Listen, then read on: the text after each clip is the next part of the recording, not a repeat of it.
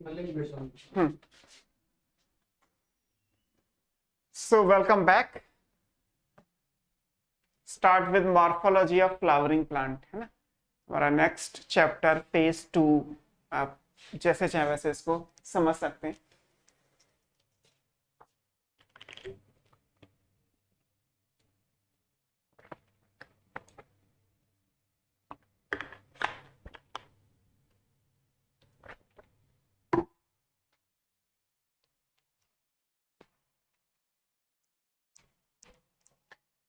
सो morphology कहलाता है study of external appearance. Study of external appearance का मतलब ये है कि आप बाहर से केवल स्टडी करेंगे, है ना। एक फ्लावरिंग प्लांट, आप जैसे अभी हमने रिसेंटली प्लांट किंगडम खत्म किया, तो वैसे फ्लावरिंग प्लांट का मतलब जिम्नोस्पर्म और एंजियोस्पर्म हो गया। लेकिन इस चैप्टर में या इसके आगे एनसीईआरटी में आप जितना भी कंटेंट देखोगे, फ्लावरिंग प्लांट को बेसिकली उन्होंने एंजियोस्पर्म को लेके समझाया है ना। मोस्ट ऑफ द एग्जाम्पल आपको एंजियोस्पर्म के मिलेंगे, लेकिन हमारे लिए ये इंपॉर्टेंट है कि अगर जिम्नोस्पर्म का आ जाए तो ये मत कह दीजिए कि इसको अप्लाई नहीं करना, क्योंकि प्लांट किंगडम भी हम पूरा पढ़ ही चुके हैं।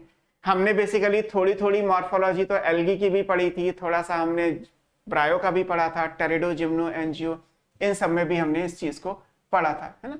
तो उन सब पॉइंट ऑफ व्यू से आपको सारा याद रखना है कि मॉर्फोलॉजी किसी की भी हो सकती है। So this is morphology of flowering plant. In terms of angiosperm ही हम डिस्कस करेंगे। 90% एग्जाम्पल आपको एंजियोस्पर्म के ही मिलेंगे, but side by side at least आपको जिम्नो और टेरिडोफाइट में भी जो रूट स्टेम लीफ पढ़ाया गया है, या फ्लावर के बारे में कुछ अगर दे रखा है, या फ्लावर नहीं भी है तो स्पोरेंजियम के बारे में जो भी दे रखा है वो याद रखना होगा, है ना। मॉर्फोलॉजी हो गया स्टडी ऑफ फ्लावरिंग प्लांट। अब किसी भी फ्लावरिंग प्लांट को अगर आप स्टडी करोगे तो फ्लावरिंग प्लांट के अंदर आपको, जैसे ये डायग्राम में ही था, ये आपको फ्लावरिंग प्लांट के अंदर कुछ पार्ट्स नजर आएंगे, है ना। कुछ जैसे यहाँ पे दिया हुआ है कि ये रूट सिस्टम है,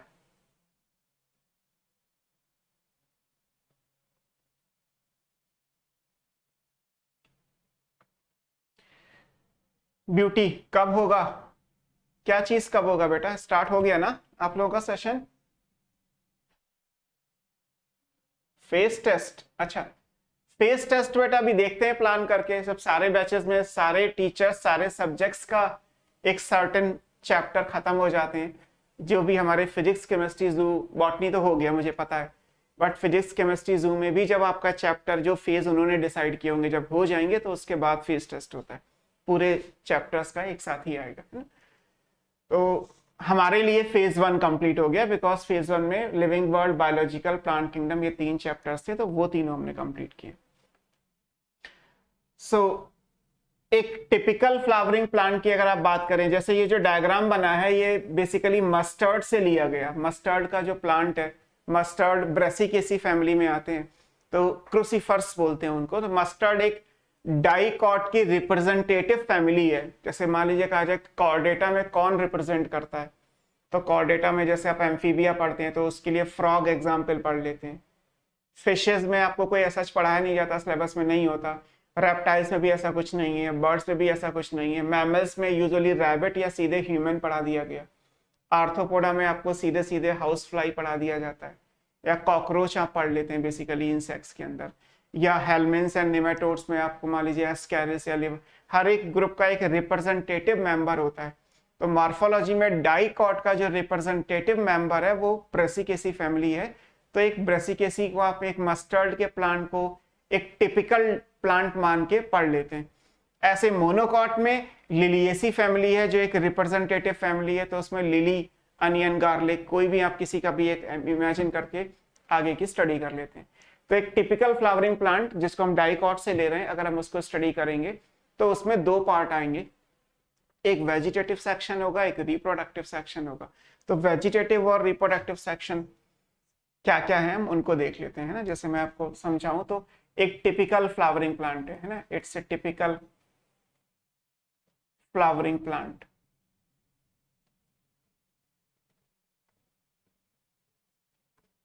तो उसमें 6 पार्ट आप जैसे इस चैप्टर में पढ़ेंगे। एक रूट आएगा, स्टेम आएगा, लीव्स आएंगी। स्टेम अगर डिवाइड करेगा तो ब्रांचेस भी होंगी, है ना, ब्रांचेस हो भी सकती है, नहीं भी हो सकती, बिकॉज अनब्रांच स्टेम का भी ऑप्शन होता है।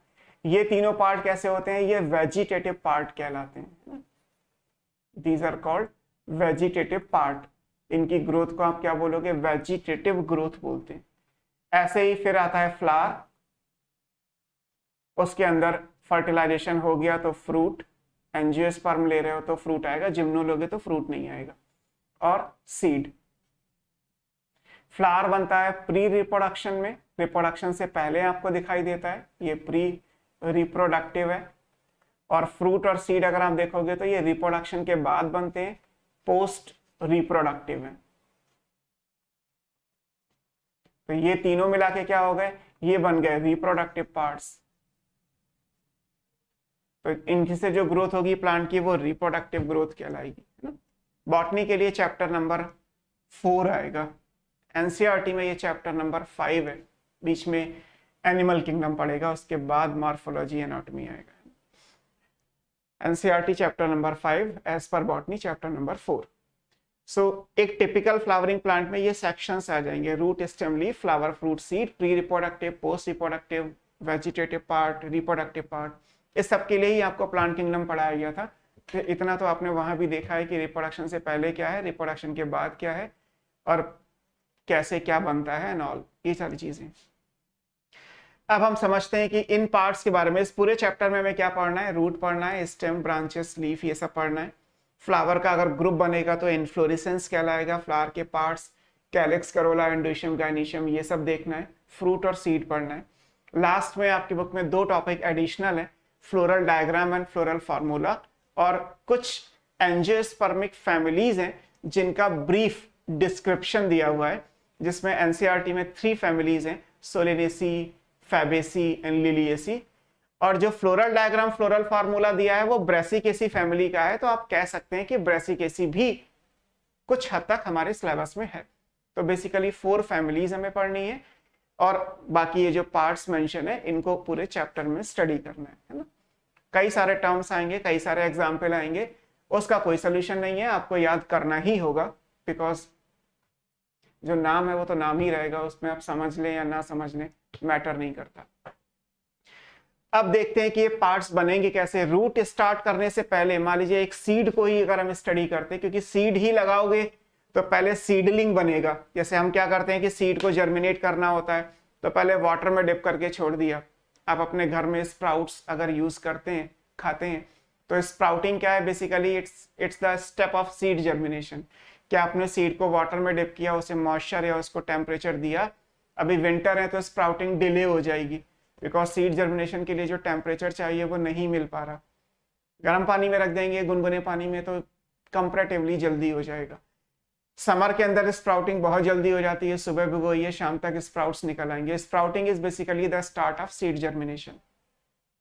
और फिर वहीं से आप आगे के प्लांट, मान लीजिए अगर वो चीज सॉइल में हो रही होती तो वहां से एक छोटा सा टाइनी प्लांट बन जाएगा, सीड से बन गया तो सीडलिंग बोला जाएगा, और सीडलिंग से आगे की चेंजेस आ जाएंगे, है ना। जैसे अगर हम इसको एक डायग्राम से रिप्रेजेंट करें तो इस डायग्राम को हम इस तरीके से दिखाते हैं। अगर हम सीड से स्टार्ट करें तो ये सीड है, सीड को जब आप लगाओगे स्प्राउटिंग बनेगा तो क्या बन जाएगा, सीडलिंग स्टेज आ जाएगी, है ना। सीडलिंग के बाद ये सारे स्ट्रक्चर्स अलग हो जाएंगे। अगर सॉइल में sprouting, seedling is sprouting, sprout बनने के बाद अगर वो प्लांट सॉइल बॉर्न होता तो उसमें रूट, ब्रांचेस, लीफ जो पॉसिबिलिटी है वो आ जाएंगी। This is called vegetative phase.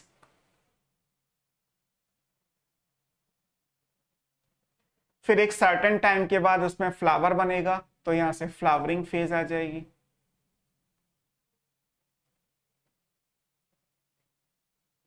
फिर फ्लावरिंग में फर्टिलाइजेशन हो गया तो यहां से फ्रूट, अभी जैसे आपने पढ़ा कि ओवरी से बन जाएगा फ्रूट, और उसके अंदर जो ओव्यूल है उनसे बन जाएगा सीड, तो फ्रूट और सीड्स बन जाएंगे।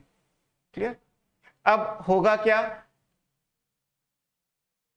यहां पे जो 6 बचा ये क्या है, एक प्लांट की नेचुरल साइकिल है, कहीं ना कहीं प्लांट की डेथ भी होगी। तो यहाँ पे जो भी आप कह सकते हैं कि इस पे जगह नहीं है, मैं ऊपर लिख दे रहा हूं, ये आता है सेनिसेंस। सेनिसेंस को एजिंग कहते हैं, एंड फॉलोड बाय डेथ। तो प्लांट की सेनेसेंस और डेथ हो जाएगी।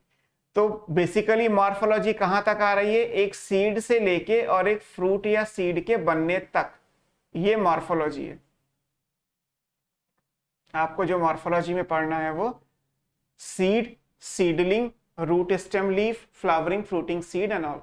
Senescence and death is the part of physiology. तो फिजियोलॉजी में आपको सेनेसेंस और डेथ के बारे में भी, प्लांट में एजिंग कैसे होती है वो भी पढ़ाया जाएगा। जब ये सीड यहाँ बन जाएंगे तो इनसे नेक्स्ट जनरेशन स्टार्ट हो जाएगी, यहाँ से न्यू साइकिल आ जाएगी, एक और नई साइकिल तैयार हो गई, क्योंकि सीड बन गया तो सीड से हम दोबारा एक नई साइकिल पे पहुंच जाएंगे, है ना। तो और इस सब में सबसे इंपॉर्टेंट फैक्टर कौन सा होगा बताओ? अगर ये सारी चीजें हो रही हैं प्लांट की लाइफ में, सीड बना, स्प्राउटिंग हुआ, वेजिटेटिव फेज आया, फ्लावरिंग फेज आया, रिप्रोडक्टिव फेज में फ्रूटिंग और सीडिंग हो गई, इन सब में अगर कहा जाए तो सबसे इंपॉर्टेंट इकोलॉजिकल फैक्टर कौन सा है जो इस चीज को गवर्न करेगा?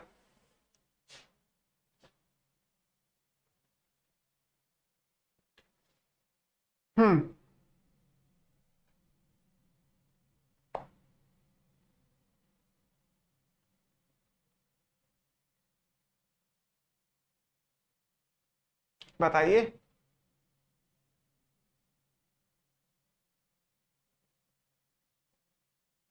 किसी को नहीं पता? प्लांट की स्टेजेस में जो भी ये स्टेजेस हो रही हैं प्लांट की लाइफ साइकिल में, तो इसमें कहा जाए कि सबसे इंपॉर्टेंट फैक्टर जो इस चीज को गवर्न, फ्लावरिंग तो बेटा फेज है, मैंने फैक्टर पूछा है दीपांशु। फ्लावरिंग में भी, फ्लावरिंग से क्या फर्क पड़ेगा? फ्लावरिंग क्यों हो रही है? एक प्लांट जो फ्लावर नहीं कर रहा और वो फ्लावर को बना रहा है, तो उसमें सबसे ज्यादा इंपॉर्टेंट, मैंने पूछा, आप लोग क्या, शिवानी ने लिखा है सीडलिंग, मैंने क्वेश्चन पूछा था कि इनमें से इंपॉर्टेंट इकोलॉजिकल फैक्टर कौन सा है। आपसे प्रोसेस नहीं पूछे, आप या तो बात को समझ नहीं पाए। प्रशांत ने सीड लिखा है, फिर दीपांशु ने लिखा है light. Yes, light is the factor. मैं आपको ऑप्शन दे देता हूं, लाइट चाहिए इनके लिए। आप कौन कौन से पढ़ते हो? एनसीईआरटी में 4 दे रखे हैं ना, टेम्परेचर दे रखा है इनके लिए, सॉइल दे रखा है और वाटर दे रखा है। यही तो इकोलॉजिकल फैक्टर पढ़ते हो आप। Major abiotic factor under the chapter organism and population, आप भी दिया है ना पहला टॉपिक, तो यही दिया है कि मेजर एबायोटिक फैक्टर कौन से हैं जो प्लांट या एनिमल की पूरी लाइफ को गवर्न करते हैं। मेरा क्वेश्चन ये था कि प्लांट में अगर ये स्टेजेस आ रही हैं, seed, seedling, vegetative, flowering, fruiting and seed again, तो इन चीजों को गवर्न करने में किस फैक्टर का सबसे ज्यादा रोल आएगा? अब बताओ क्या क्या ऑप्शंस आए आपके? प्रशांत ने लाइट, वाटर, एयर, 3 कैसे आ जाएंगे बेटे? 4 ऑप्शन में से एक चूज करना है। अंशिका ने टेम्परेचर लिखा है, विधि ने टेम्परेचर लिखा है, प्रशांत ने सॉइल लिखा है, शिवानी ने फिर तीनों लिख दिए, खुशी ने वाटर लिखा हुआ है, विधि ने लाइट लिखा है, कनिका ने लाइट लिखा है। नहीं, इसका आंसर क्या आएगा? विश्वजीत ने वाटर लिखा है, सबने water light, water light, water light, और गलत हो जाएगा। Answer is the temperature. ये रहा, सीधे सीधे नीट का क्वेश्चन है। हालांकि मुस्कान ने लिखा है ए बायोटिक फैक्टर। अब तो बेटा ऑप्शन भी दे दिए, ए बायोटिक फैक्टर तो कोई ऑप्शन ही नहीं है, सारे तो ए बायोटिक हैं। मैंने पूछा है कि इनमें से सबसे इंपॉर्टेंट कौन सा है, तो सबसे इंपॉर्टेंट आता है टेम्परेचर। टेम्परेचर के बिना ये चीजें नहीं हो सकती। आप अगर कभी भी नोटिस करो तो मान लीजिए मैंगो का ट्री है, तो मैंगो में फ्लावरिंग एक पर्टिकुलर टाइम पे ही आएगी। जैसे ही होली खत्म होगी, जैसे ही थोड़ी सी गर्माहट आनी शुरू होगी, उसमें फ्लावरिंग फेज आ जाती है ना। बहुत सारे विंटर में फ्लावर करते हैं, बहुत सारे समर में फ्लावर करते हैं, ग्रोथ सब जगह हो जाती है। मैंगो का ट्री विंटर में भी ग्रो करेगा, थोड़ा कम ग्रो करेगा, समर में थोड़ा ज्यादा ग्रो करेगा। ग्रोथ, फ्लावरिंग, फ्रूटिंग सबके लिए कहते हैं ना फसल पक गई है, तो पकने का मतलब क्या है? राइपनिंग। राइपनिंग कब होती है? जब एक प्रॉपर टेम्परेचर होगा। इसीलिए तो कम ज्यादा होता है, क्योंकि सर्दियां अगर जल्दी खत्म हो गई तो गेहूं जो मान लीजिए मार्च में पकना चाहिए, उसको वो टेम्परेचर मिला ही नहीं, तो वो अप्रैल में पहुंच जाएगा। और अगर फरवरी में ही गर्मियां पड़ना शुरू हो गई तो वो फरवरी में पक के तैयार हो जाएगा। पकना इज व्हाट अबाउट कि उसकी हार्डनिंग होनी है, उसके लिए टेम्परेचर ज्यादा चाहिए। और वैसे भी एनसीईआरटी में लिखा है कि ecologically most relevant factor is temperature. Even NEET 17 का ही क्वेश्चन है कि सबसे इंपॉर्टेंट फैक्टर कौन सा है किसी भी ऑर्गेनिज्म की लाइफ साइकिल में, देन आंसर इज टेम्परेचर, है ना। तो इन सब चीजों में भी टेम्परेचर का रोल सबसे पहले आएगा। सरफराज ने कहा सर वाटर के बिना भी तो नहीं हो सकती। वाटर के बिना नहीं हो सकती, बट वाटर दो फॉर्म में है, या तो हम वाटर करें नेचर में, सॉइल से जो वाटर मिल रहा है वो, और कुछ प्लांट एनिमल ऐसे हैं जो वाटर अपनी बॉडी में ही बना लेते हैं, जिसे मेटाबॉलिक वाटर बोलते हैं। जैसे रेस्पिरेशन में भी आप ग्लूकोज को ऑक्सीडाइज करते हैं तो कार्बन डाइऑक्साइड एंड वाटर बनता है, तो वाटर तो वो भी यूज हो जाएगा। जरूरी नहीं है कि उसके लिए इरिगेशन की फॉर्म में ही हमें बाहर से पानी देना पड़े। तो टेम्परेचर इंपॉर्टेंट है सबसे पहले, वाटर नहीं है, सॉइल नहीं है, लाइट नहीं है। सबसे पहला फैक्टर जो इंपॉर्टेंट आएगा वो टेम्परेचर। ये जो चेंजेस हो रहे हैं वो सारे टेम्परेचर के रिस्पेक्ट में हो रहे हैं, है ना। हम ये नहीं कह रहे कि वाटर, सॉइल या लाइट जीरो है। फोटोसिंथेसिस करने के लिए भी लाइट चाहिए, बट लाइट को अगर आप सनलाइट या ब्राइट इंटेंसिटी से देख रहे हो तो लो इंटेंसिटी में भी लाइट हो ही जाती है, ट्यूब लाइट या बल्ब में भी फोटोसिंथेसिस हो ही जाती है, अलग अलग कलर की लाइट में भी फोटोसिंथेसिस हो जाती है ना। तो इनमें से सबसे इंपॉर्टेंट क्या है? टेम्परेचर। ये तो खैर इकोलॉजी का एंगल ले लिया मैंने आपसे सिंपल क्वेश्चन पूछा था इस सेंस में कि इन सारी स्टेजेस में जो चेंजेस हो रहे हैं, इन चेंजेस में जब एक फेज से प्लांट किसी दूसरे फेज में जाएगा तो किस वजह से जा रहा है, that is because of change in temperature. वो सबसे इंपॉर्टेंट है। अब अगर हम सीड के हिसाब से बात करें, जैसे मैं आपको एक सीड बनाता हूं, मान लीजिए ये सॉइल का लेवल है, this is the level of soil. Normally आप क्या करते हो, सीड को मिट्टी के अंदर लगाते हैं, है ना। हम जब सॉइल के अंदर सीड लगाएंगे, है ना, तो मान लीजिए हमने ये ग्राम सीड है फॉर एग्जाम्पल, तो हमने 1 ग्राम सीड को सॉइल में सोक कर दिया, डाल दिया, है ना। ये एक सीड हो गया। जब ये स्प्राउट बनेगा, है ना, तो सीड से क्या होगा, यूजुअली एक बाहर का पार्ट निकल के आएगा एम्ब्रियो में से, और एक ऐसा होगा जो सॉइल में नीचे ग्रो करेगा। जो पार्ट बाहर ग्रो करता है वो क्या कहलाता है? इसको एम्ब्रियोनिक टर्म में बोला जाता है एपिकोटाइल।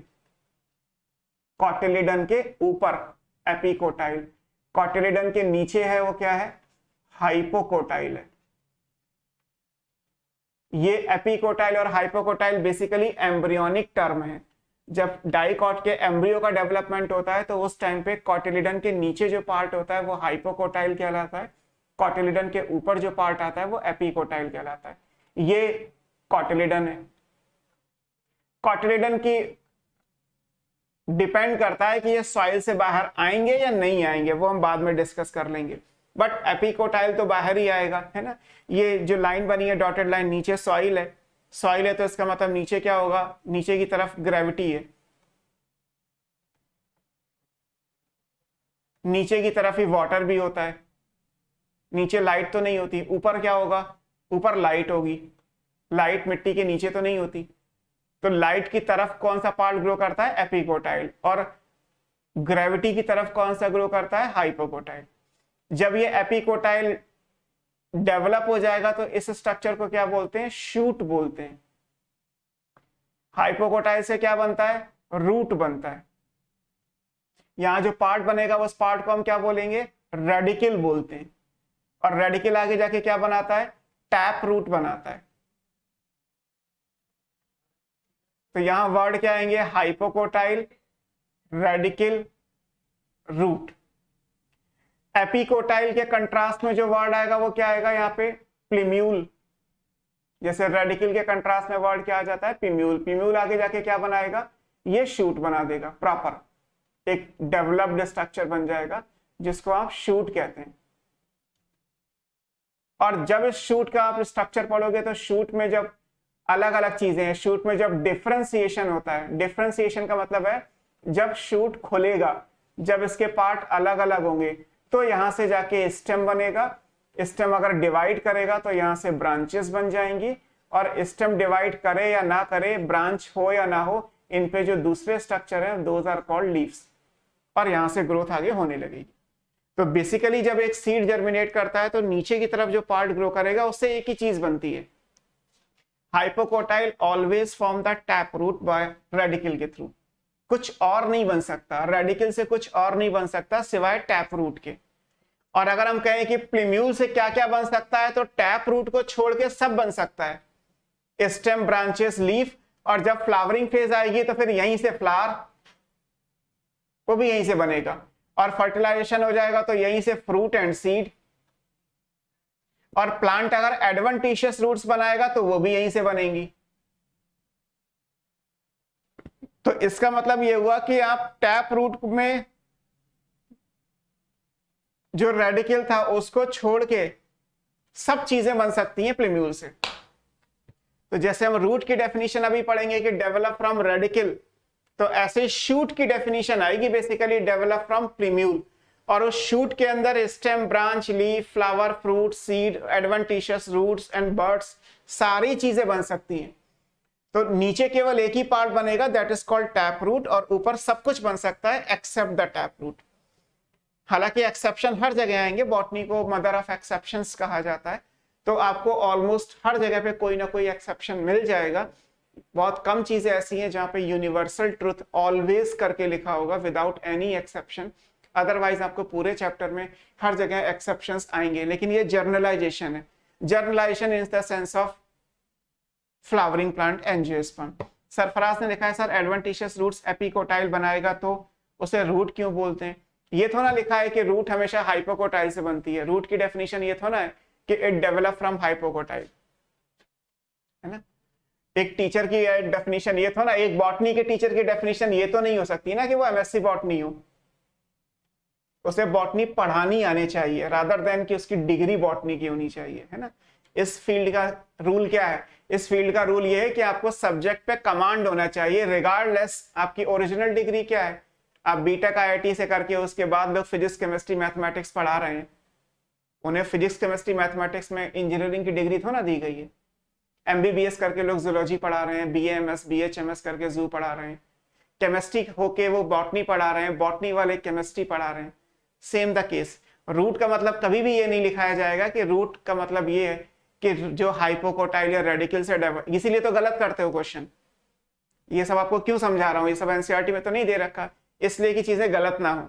आपको ये माइंड में रखना है कि रूट रेडिकल से बनती है, वो एक अलग बात है। रूट हमेशा रेडिकल से बनती है, ये गलत हो जाएगा। रूट कहीं से भी बन सकती है, रूट हमेशा रेडिकल से बनती है। वो कब सही होगा? जब रूट के आगे वर्ड लिखा हो टैप रूट।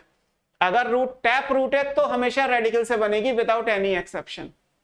लेकिन अगर रूट लिखा है कि ऑलवेज फ्रॉम टैप रेडिकल तो गलत हो जाएगा, बिकॉज जो एडवेंटिशियस रूट्स हैं वो तो नहीं बनती, है ना। इसीलिए तो आपको सामने लिखा हुआ है कि हाइपोकोटाइल जब एक रेडिकल में चेंज होगा और रेडिकल से जब रूट का सिस्टम बनेगा तो उसमें जो टैप रूट है केवल वही ऐसी रूट है जो यहां से बनती है।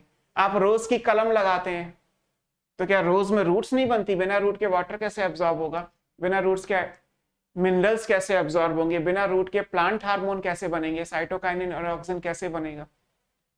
तो इसका मतलब है कि रूट तो रेडिकल के अलावा भी कहीं और से बन सकती हैं, उन्हीं रूट को फिर आप एडवेंटिशियस रूट्स बोलते हो। तो इसलिए मैंने आपको ये समझाया। Sarfaraz okay sir, understood. Shivani sir इस बार भी आया था ये क्वेश्चन। यस, वो तो आएंगे ही आएंगे। वो क्वेश्चन कहाँ से आएंगे, है ना, एनसीईआरटी से ही आएंगे। आपको शुरू में भी बोला जिन्होंने रिसेंटली ज्वाइन किया, एनसीईआरटी भगवान है आपके लिए। जो भी आप भगवान खुदा मानते हैं सब एनसीईआरटी है ना। बस एनसीईआरटी को कितने ध्यान से आप पढ़ सकते हो, एनसीईआरटी को कितना उलझा और सुलझा सकते हो, यही काम करना है। आपको चीजें सुलझानी है, एग्जामिनर को चीजें उलझानी है ना। बीइंग ए टीचर मेरा काम है क्वेश्चन में मैं ट्विस्ट डालूं, वरना तो सीधे सीधे क्वेश्चन कब तक एनसीईआरटी से आएंगे। एनसीईआरटी तो इतनी सारी है, नीट तो हर साल होता है, कोई क्वेश्चन रिपीट नहीं होता, आना उसी से ही है। तो टीचर या मेंटर का काम है क्वेश्चन को ट्विस्ट करना, आपका काम है उसको सुलझा के अपना आंसर करना। बहुत रेयर चीजें ऐसी हैं जो एनसीईआरटी से बाहर आती हैं, और ईयर बाय ईयर तो यही देखा गया है कि एनसीईआरटी पे ही फोकस होता जा रहा है एग्जाम। तो आप फिक्स्ड एनसीईआरटी भी पढ़ेंगे तो भी चलेगा। सर ये ग्रो डाउनवर्ड ही होती है ना? अभी मैंने ये कुछ नहीं बताया आपको कि रूट डाउनवर्ड ही ग्रो करेगी, रूट अपोजिट डायरेक्शन में भी ग्रो कर सकती है। इसीलिए तो बोला था कि एक्सेप्शंस आर ऑलवेज देयर। यहाँ पे किस चीज का एक्सेप्शन नहीं है? जो यहाँ पे ये लिखा है, यहाँ पे मैंने कुछ नहीं लिखा। टैप रूट कहां से बनती है? रेडिकल से। इस बात का कोई एक्सेप्शन नहीं है। आप रेडिकल के अलावा किसी भी पार्ट से टैप रूट नहीं बना सकते। रूट किसी भी पार्ट से बना सकते हैं, मतलब शूट से भी रूट बन सकती है, बट टैप रूट तो हमेशा रेडिकल या हाइपोकोटाइल से ही बनेगी, है ना। इसीलिए मैंने आपको ये जर्नल अकाउंट में समझाया कि आप पहले ये समझ जाएं कि रूट या शूट की जब आप ऐसे हम हमेशा क्या मानते हैं कि रूट के कंट्रास्ट में जो चीजें हैं वो स्टेम हो जाएंगी।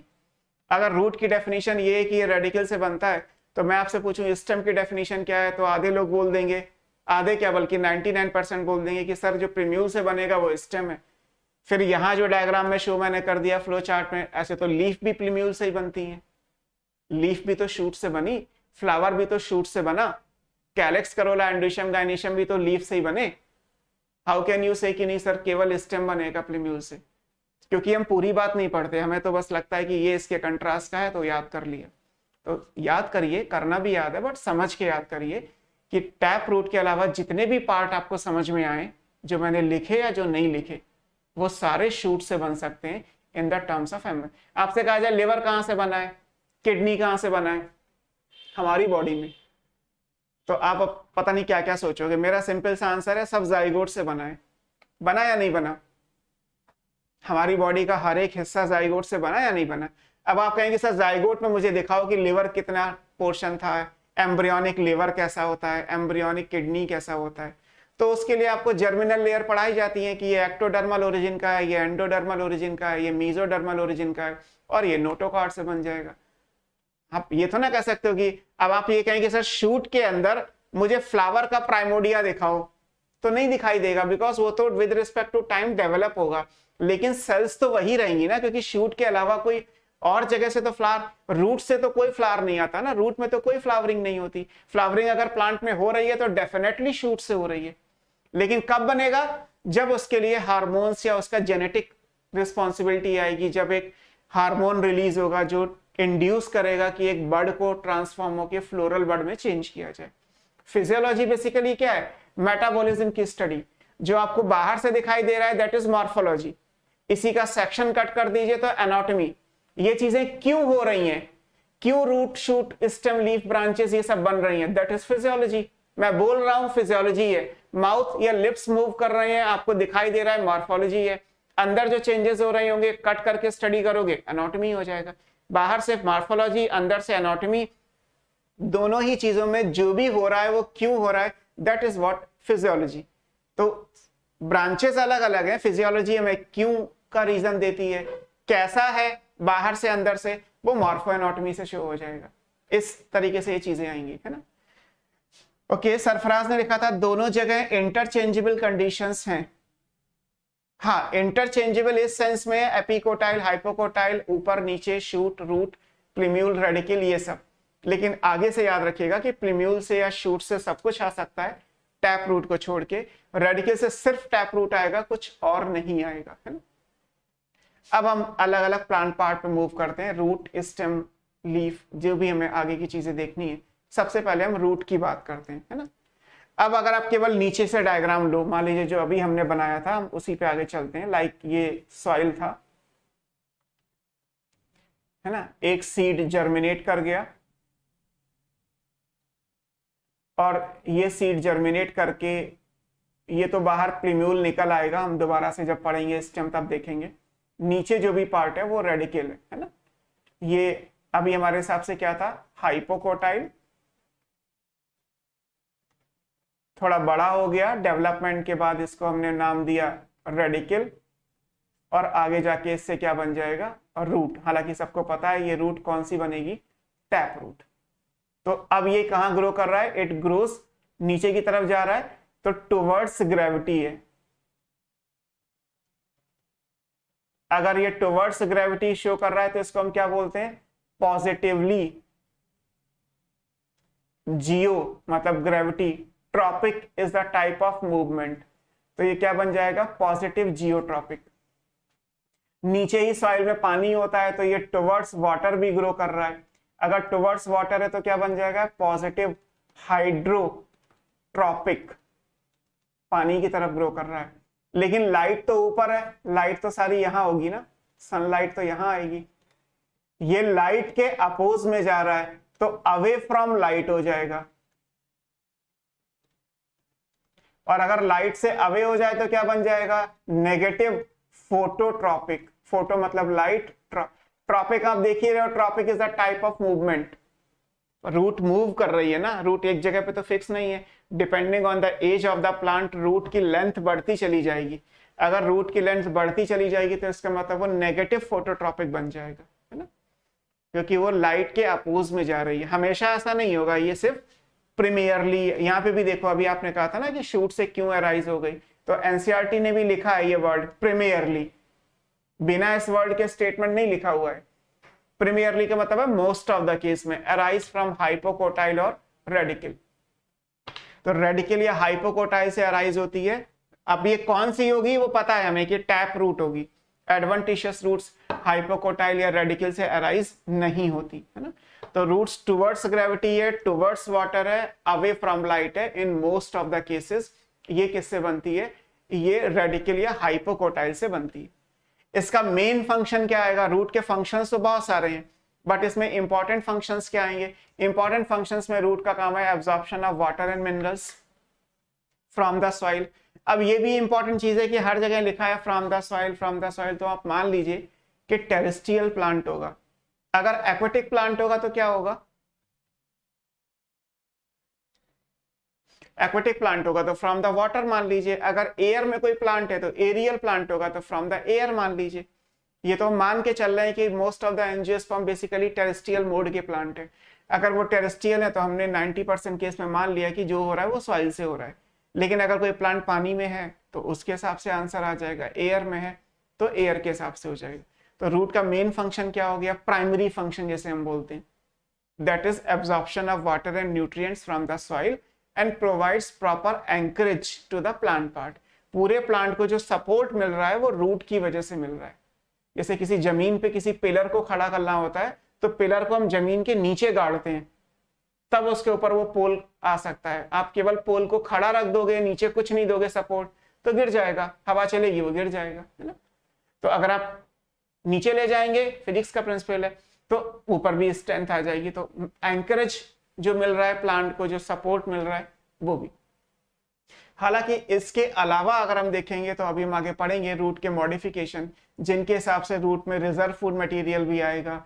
रूट्स के अंदर synthesis of plant growth regulators, आगे आप प्लांट फिजियोलॉजी में अलग अलग हार्मोन्स पढ़ोगे तो रूट में साइटोकाइनिन फॉर एग्जांपल अगर बनता है तो साइटोकाइनिन की सिंथेसिस भी रूट में हो गई। रिजर्व फूड मटेरियल भी कुछ केस में स्टोर होगा। प्लांट में रिजर्व फूड मटेरियल कहाँ स्टोर होगा वो डिपेंड करता है, प्लांट टू प्लांट ये आंसर वेरिएबल है। तो विदाउट एग्जांपल कहा जाए तो देयर आर फ्यू प्लांट जिनकी रूट्स फूड को स्टोर करती हैं, फ्लैशी रूट्स अभी हम पढ़ेंगे।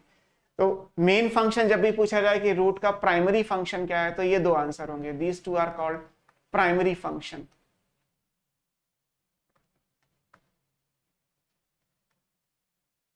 है ना। और ये मॉडिफाइड आ जाएंगे, अभी आप मॉडिफिकेशंस पढ़ोगे तो उसमें ये सारी बातें आ जाएंगी, है ना। रूट अलग अलग हिसाब से आएगा, है ना। अब सरफराज पहुंच गए हैं इस बात पे कि मैन ग्रुप्स की रूट्स नेगेटिव होती हैं। देखते हैं अभी क्या होता है बेटा इसके बारे में। चलते हैं टाइप्स ऑफ रूट पे। रूट के अलग अलग टाइप्स हैं, tap root, adventitious roots. Basically दो ही टाइप होते हैं, है ना। रूट दो टाइप की होती है, first one is called tap root, another one is called adventitious roots. Tap root का मतलब क्या था जो अभी मैंने आपको बताया? टैप रूट का मतलब ये है विच डेवलप फ्रॉम, आप लिख सकते हैं हाइपोकोटाइल और रेडिकल।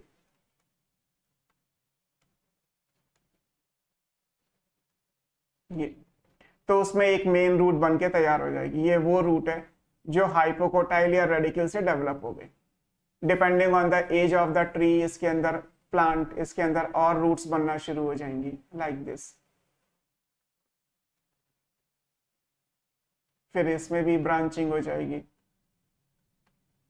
ये रूट्स के हेयर डेवलप हो जाएंगे।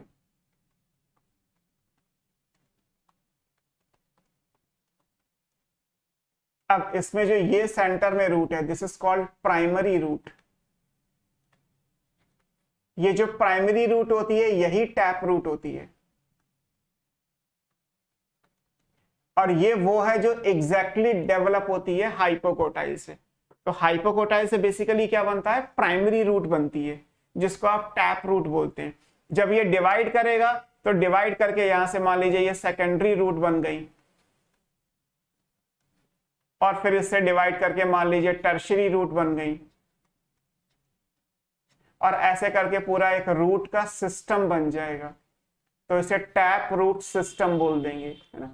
तो टैप रूट एक्चुअली वो है जो रेडिकल या हाइपोकोटाइल से बनी, जिसको आप प्राइमरी रूट बोलते हैं, बिकॉज सबसे पहले जो रूट बनेगी वो यही बनेगी, है ना। इसको हम टैप रूट और इससे बनने वाले जो पूरे सिस्टम को बोलेंगे तो टैप रूट सिस्टम बोलेंगे, है ना। टैप रूट का एग्जाम्पल क्या है, ये कहां प्रेजेंट होती है, चलो बताओ। टैप रूट कहां कहां होती है? अब जितनी भी मैंने बॉटनी अभी तक आपको पढ़ाई है, मुझे बताओ टैप रूट आपने कहां कहां पढ़ी हुई है?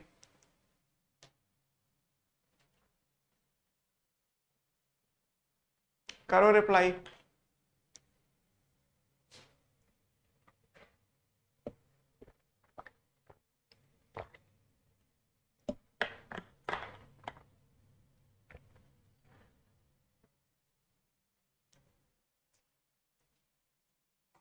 पाइनस, एक एक नाम लिखोगे बेटा तो बहुत सारे आ जाएंगे।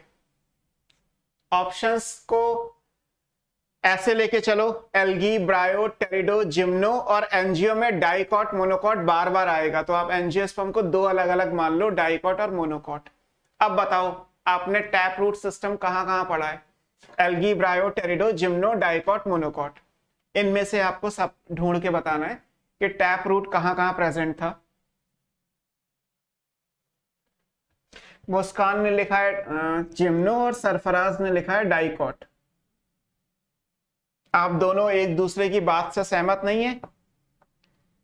सरफराज के हिसाब से जिम्नोस्पर्म नहीं हो सकता, और मुस्कान के हिसाब से क्या डाइकॉट नहीं हो सकता?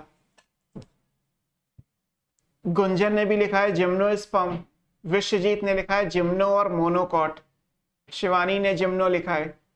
मल्टीपल ऑप्शंस हैं आपके पास, मैंने आपको सारे बता दिए हैं, एल्गी, ब्रायो, टेरिडो, जिम्नो, डाइकॉट, मोनोकॉट, है ना। इन सब में सरफराज एग्री कर गए, हो सकता है सर। शिवानी ने जिम्नो लिखा है, दीपांशु ने जिम्नो एंड डाइकॉट लिखा हुआ है। ओके, सो टैप रूट सिस्टम आपको कहां मिलेगा? ये दो जगह मिलेगा आपको, जिम्नोस्पर्म और डाइकॉट। मोनोकॉट गलत था आंसर बेटा, जिम्नोस्पर्म और डाइकॉट में आपको टैप रूट। बाकी अब जिम्नो में आपने साइकस पाइनस पढ़ा तो भी आंसर आ ही जाएगा। तो विधि ने आप लिखा है proper dicot and gymnosperm. So gymno और डाइकॉट के अंदर आपको ये टैप रूट सिस्टम मिलेगा। क्लियर? अब आता है सेकंड टाइप का, that is adventitious roots. Adventitious roots का मतलब क्या है? एडवेंटिशियस का जो लिटरल मीनिंग होता है वो कहलाता है अदर देन ओरिजिन। अब रूट का ओरिजिन क्या होता है? ये लिखा है, रूट कहां से ओरिजिनेट होती है? हाइपोकोटाइल या रेडिकल से। तो अगर इसके अलावा कहीं और से रूट ओरिजिनेट होगी तो क्या कहलाएगा? एडवेंटिशियस कहलाएगा, है ना। तो इसका मतलब ये है कि क्या एडवेंटिशियस रूट्स के अंदर हाइपोकोटाइल या रेडिकल होता है या नहीं होता है? अभी फाइब्रस पे मत पहुंचो दीपांशु, जितना पूछा पहले उतना उतना डिस्कस करो। आप मुझे ये बताओ कि एडवेंटिशियस रूट्स में एग्जाम्पल आपके सामने लिखे हैं, grasses, monstera and banyan tree. अभी आप ये बताइए कि एडवेंटिशियस रूट्स का मतलब है which develop from other than radical. Definition ये आएगी, मैं लिख दे रहा हूं। एडवेंटिशियस का मतलब क्या है? Which develop from the parts other than radical. और रेडिकल के अलावा किसी और प्लांट पार्ट से जो रूट बनेंगी वो एडवेंटिशियस रूट्स कहलाती हैं। अब ये बताना है कि क्या एडवेंटिशियस रूट्स में रेडिकल नहीं होता? एडवेंटिशियस रूट्स में रेडिकल होता है। सदफ अंसारी कहां पहुंच गए? टेरिडोफाइट में कौन सी रूट होती है? ये काम मेरा है। पहले मैं क्वेश्चन पूछूंगा, आपका काम है आंसर देना। जब आपके क्वेश्चन का पूछने का टाइम आएगा तब आप पूछिएगा मुझसे, क्योंकि ये क्वेश्चन मैं पूछूंगा और आंसर आपको पता होना चाहिए, बिकॉज मैं आपको पढ़ा चुका हूं कि टेरिडोफाइट में कौन सी रूट होती है। आज अगर आप मुझसे पूछेंगे तो इसका मतलब आपने पहले नहीं पढ़ा, देर से ज्वाइन किया, दैट इज सेकेंडरी थिंग। मुझे नहीं पता चलता आप में से किसने कब ज्वाइन किया कैल्विन को, बट अगर आपने ये टॉपिक पहले से पढ़ा है, मेरे से पढ़ा है, तो मैंने आपको पहले ही पढ़ा रखा है कि एडवेंटिशियस रूट्स कहाँ है या टैप रूट सिस्टम कहाँ है, आपको तो सिर्फ एक जगह लेके आना है। अब आपका टॉपिक प्लांट किंगडम नहीं है कि आपको जिम्नो एंजियो में क्या होता है, अब आपका टॉपिक रूट है, और रूट कहाँ कहाँ कैसी कैसी है वो आपको खुद ही ढूंढ ढूंढ के निकालनी है। मेरे पढ़ाने का तरीका यही है, मैं आपको सारी चीजें पहले पढ़ा देता हूँ, अब करिए एक्सरसाइज। एडवेंटिशियस में क्या होता है, ये अदर देन रेडिकल आएंगी। ऐसा क्यों है, उसका रीजन है बिकॉज एडवेंटिशियस में जो टैप रूट है, टैप रूट बनती है एडवेंटिशियस में, ये डीजनरेट हो जाती है। टैप रूट कौन सी है, हाइपोकोटाइल या रेडिकल से बनने वाली। तो ऐसा कुछ नहीं है कि जिन प्लांट में एडवेंटिशियस एग्जाम्पल है उनमें हाइपोकोटाइल या रेडिकल होता ही नहीं है। सीड है तो एपिकोटाइल हाइपोकोटाइल तो दोनों होंगे, बट रेडिकल से जो रूट बनती है, जो हाइपोकोटाइल से रूट बनती है, वो डीजनरेट हो जाती है। अब प्लांट में अगर रूट ही खत्म हो गई तो सर्वाइव कैसे करेगा, तो अपने सर्वाइवल के लिए वो नई रूट्स बनाता है, और वो रूट डेफिनेटली हाइपोकोटाइल से तो बनेंगे नहीं, बिकॉज हाइपोकोटाइल से तो एक ही स्ट्रक्चर बनता है, दैट इज प्राइमरी रूट या टैप। अगर ये रूट खत्म हो गई तो हाइपोकोटाइल तो खत्म हो गया, अब क्या होगा, रूट कहीं और से बनेंगी, कहीं और से बनेंगी तो नाम क्या दे दिया जाएगा, एडवेंटिशियस रूट्स। तो एडवेंटिशियस की प्रॉपर डेफिनेशन ये है एक्चुअली कि adventitious roots are those which develop from the parts other than radical because the tap root soon degenerate। Tap root क्योंकि डीजनरेट कर जाती है तो इसलिए उसमें एडवेंटिशियस रूट्स बनने के ऑप्शंस नेचर ने दिए, क्योंकि उन प्लांट को सर्वाइव करना भी ज्यादा इंपॉर्टेंट है ना, या तो प्लांट की डेथ हो जाएगी, नहीं तो सर्वाइव करेगा तो रूट कहीं और से चाहिए। अब इन जनरल अगर हम एडवेंटिशियस की बात करें तो एडवेंटिशियस कहाँ प्रेजेंट होती है, इसका एग्जाम्पल आ जाएगा मोनोकॉट्स। एडवेंटिशियस रूट्स कहाँ होती है, एग्जाम्पल मोनोकॉट्स में आ जाएगा, है ना। क्या क्या लिख दिया आप लोगों ने इतनी देर में, होता है होता है होता है होता है होता है, चलो ठीक है। खुशी ने पूछा था सर रेडिकल से टैप रूट होगा बट एडवेंटिशियस रूट प्रीम्यूल से ही होगा।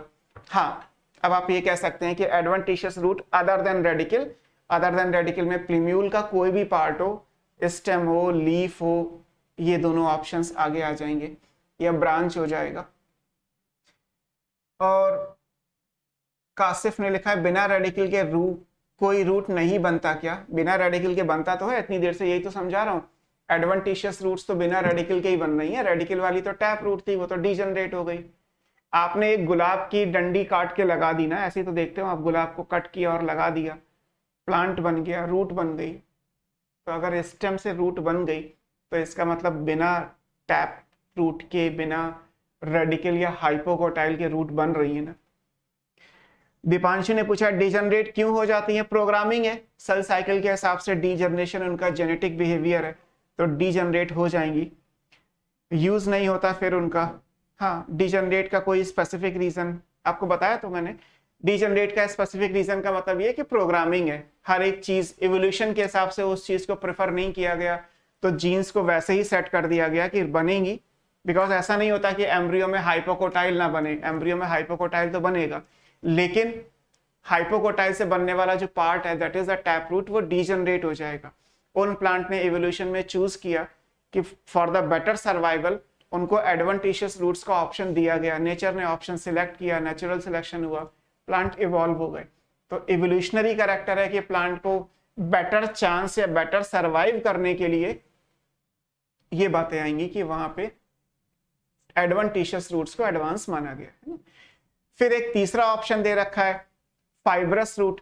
फाइब्रस एक्चुअली एडवेंटिशियस का ही एक टाइप है, फाइब्रस कोई अलग से नहीं है। एनसीईआरटी में आप ये नहीं देखोगे लिखा हुआ कि रूट्स 3 टाइप की होती हैं, उन्होंने तो टैप रूट लिखा और एक पैराग्राफ दिया है, पैराग्राफ में रूट लिखा है और पैराग्राफ में टैप, एडवेंटिशियस, फाइब्रस तीनों को समझा दिया गया। रूट टाइप के हिसाब से 2 ही हैं, टैप और एडवेंटिशियस। अगर हम एडवेंटिशियस में ये वर्ड डिफाइन कर दें कि अदर देन पार्ट, तो अदर क्या है, अदर देन रेडिकल लिखा है, तो what is other than radical. तो वीट के केस में जहां पे आप फाइब्रस रूट पढ़ते हैं वहां पे ये पार्ट क्या है, ये पार्ट है lower node of the stem. अगर स्टेम के नीचे वाले हिस्से से रूट बनती हैं तो उसको हम क्या बोलते हैं, फाइब्रस रूट्स बोलते हैं। And wheat is a monocot, तो वीट मोनोकॉट ही है, मोनोकॉट में एडवेंटिशियस भी होंगी, बट वीट में बेटर आंसर क्या हो जाएगा, फाइब्रस रूट हो जाएगा। अगर कभी फाइब्रस रूट नहीं दिया है और फिर पूछा जाए कि वीट में कौन सी रूट है, दो में से एक चूज करना है, तो आंसर क्या आ जाएगा, एडवेंटिशियस रूट्स आ जाएगा, है ना। फाइबरस रूट वीट में ही होती है ना, फाइबरस रूट के लिए जब भी पूछा जाएगा तो आंसर आपको वीट देना है। सरफराज ने शुगर केन लिखा है, शुगर केन के लिए आप एडवेंटिशियस रूट्स बोलोगे, फाइबरस रूट नहीं होती शुगर केन में, है ना, फाइबर जैसी नहीं होती। शुगर केन की जो रूट्स हैं वो तो बहुत ही स्टिफ हार्ड होती हैं, फाइबरस मतलब बहुत डेलिकेट या सॉफ्ट रूट। जैसे आपकी बुक में ये तीनों फिगर दिए हुए हैं, टैप रूट वो है जो मेन रेडिकल से डेवलप हुई, जब ये रेडिकल से डेवलप होगी तो इट लुक्स लाइक दिस, ये जो मेन रूट है इसी को आप, ये मेन रूट जो है ना यही टैप रूट कहलाती है, ये रेडिकल से बनी थी। और इसके बाद जो ये ब्रांचेस हैं ये लेटरल रूट्स हैं, है ना, लेटरल रूट्स जो सेकेंडरी टर्शरी और उसके हिसाब से ये पूरा रूट का सिस्टम बन गया।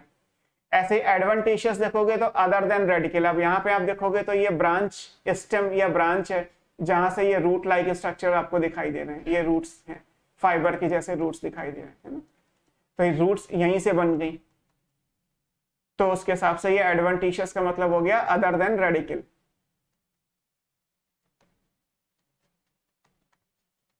और टैप का मतलब क्या हो गया, फ्रॉम रेडिकल। और टैप रूट प्राइमरी रूट कहलाती है ना, this one is called primary also. अब फाइबरस क्या है, ये एडवेंटिशियस का ही एक फर्दर टाइप है। फाइबरस में डिफाइन क्या हो जाएगा, डेवलप फ्रॉम लोअर नोड, नीचे के जो नोड्स हैं ऑफ द स्टेम, नोड हमेशा स्टेम में प्रेजेंट होते हैं, lower node of the stem से जो रूट्स बनेंगी these are fibrous roots, fibre के जैसी है। तो ये आ जाए, इसमें एग्जांपल आपकी बुक में वीट दिया हुआ है, एडवेंटिशियस का एग्जांपल मोनोकॉट और टैप रूट का example dicot and gymnosperm. Morphology के हिसाब से specially for vegetative character gymnosperm dicot से रिजेंबलेंस शो करते हैं, तो बहुत सारी जगह आपको जिम्नोस्पर्म डाइकॉट के जैसा ही दिखाई देगा, है ना। ये बात हो गई। अब बताओ आंसर, जो किसी ने क्वेश्चन पूछा था, किसने पूछा था, देखना पड़ेगा, सदाफ अंसारी, टेरिडोफाइट में कौन सी रूट होती है। Your options are given here, tap root, fibrous root, adventitious roots, all of the above. चलो बाकी लोग बताओ, सदाफ ने तो पूछा था कि टेरिडोफाइट में रूट कौन सी होती है,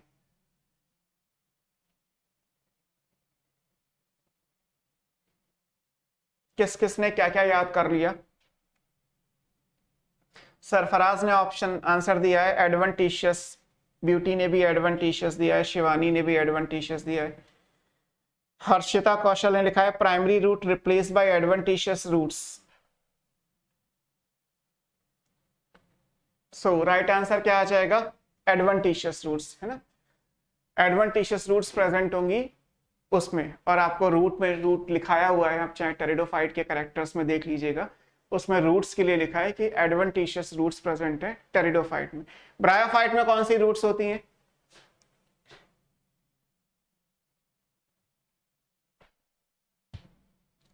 बताओ।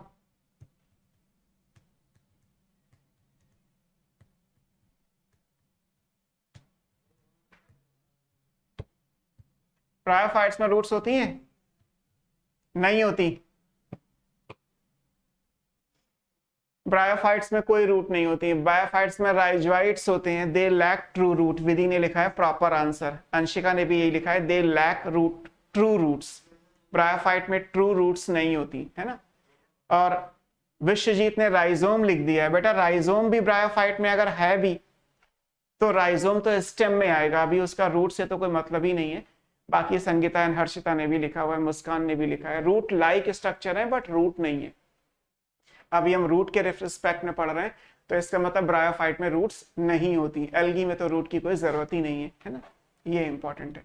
आपको स्टार्टिंग का कभी याद हो, स्टार्टिंग में जब हमने पढ़ा था प्लांट किंगडम, जब स्टार्ट किया था तो वहां एक टॉपिक था सिस्टम ऑफ क्लासिफिकेशन, फिर उसमें मैंने आपको 3 पढ़ाए थे, artificial, natural and phylogenetic.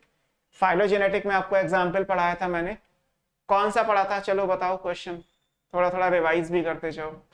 Phylogenetic system का एग्जाम्पल क्या था, किसने फाइलोजेनेटिक सिस्टम दिया था, वो एग्जाम्पल बताइएगा जो हमने पढ़ा है ना, स्टोरी नहीं सुनानी है, कुछ भी आपने बनाना शुरू किया और बता दिया। जॉन हचिंसन सबसे पहले शिवानी का आंसर आ गया, विधि का भी आ गया, अंशिका का भी आ गया, रैनी देवी एंड ऑल, अब बाकी लोगों का भी आ ही जाएगा। तो जॉन हचिंसन ने दिया था। वहां पे आपको मैंने एक चीज पढ़ाई थी, इंटरेस्ट पॉइंट ऑफ व्यू से थी, जो यहाँ अप्लाई करनी है आपको। यहाँ अप्लाई करने की चीज क्या थी, जॉन हचिंसन का इसलिए एक्सेप्टेड है पूरी दुनिया में क्योंकि उन्होंने 24 प्रिंसिपल्स दिए थे फाइलोजेनेटिक क्लासिफिकेशन के, तब भी डिस्कस किया था। और वो प्रिंसिपल्स ये बताते हैं कि रूट या कोई भी पार्ट किसी प्लांट के अंदर, फ्लावरिंग प्लांट के अंदर, प्रिमिटिव है या एडवांस है। तो जैसे यहाँ पे है कि अगर फाइलोजेनेटिक प्रिंसिपल्स को आप देखोगे तो सेकंड नंबर पे जो प्रिंसिपल है वो है टाइप ऑफ रूट, और उसमें दो ऑप्शन है, टैप रूट और एडवेंटिशियस। तो इन दोनों में से आप बताओ प्रिमिटिव रूट कौन सी है, एडवांस कौन सी है। Next question, which of the following root is primitive, tap root और एडवेंटिशियस रूट्स या फाइब्रस रूट्स। चौथा, ऑल ऑफ या नन ऑफ द अबव, कुछ भी मान लीजिए आप। प्रिमिटिव रूट्स कौन कौन कौन सी हैं, हमने तीन पढ़ ली, टैप, एडवेंटिशियस, फाइब्रस। इनमें से प्रिमिटिव रूट कौन सी है।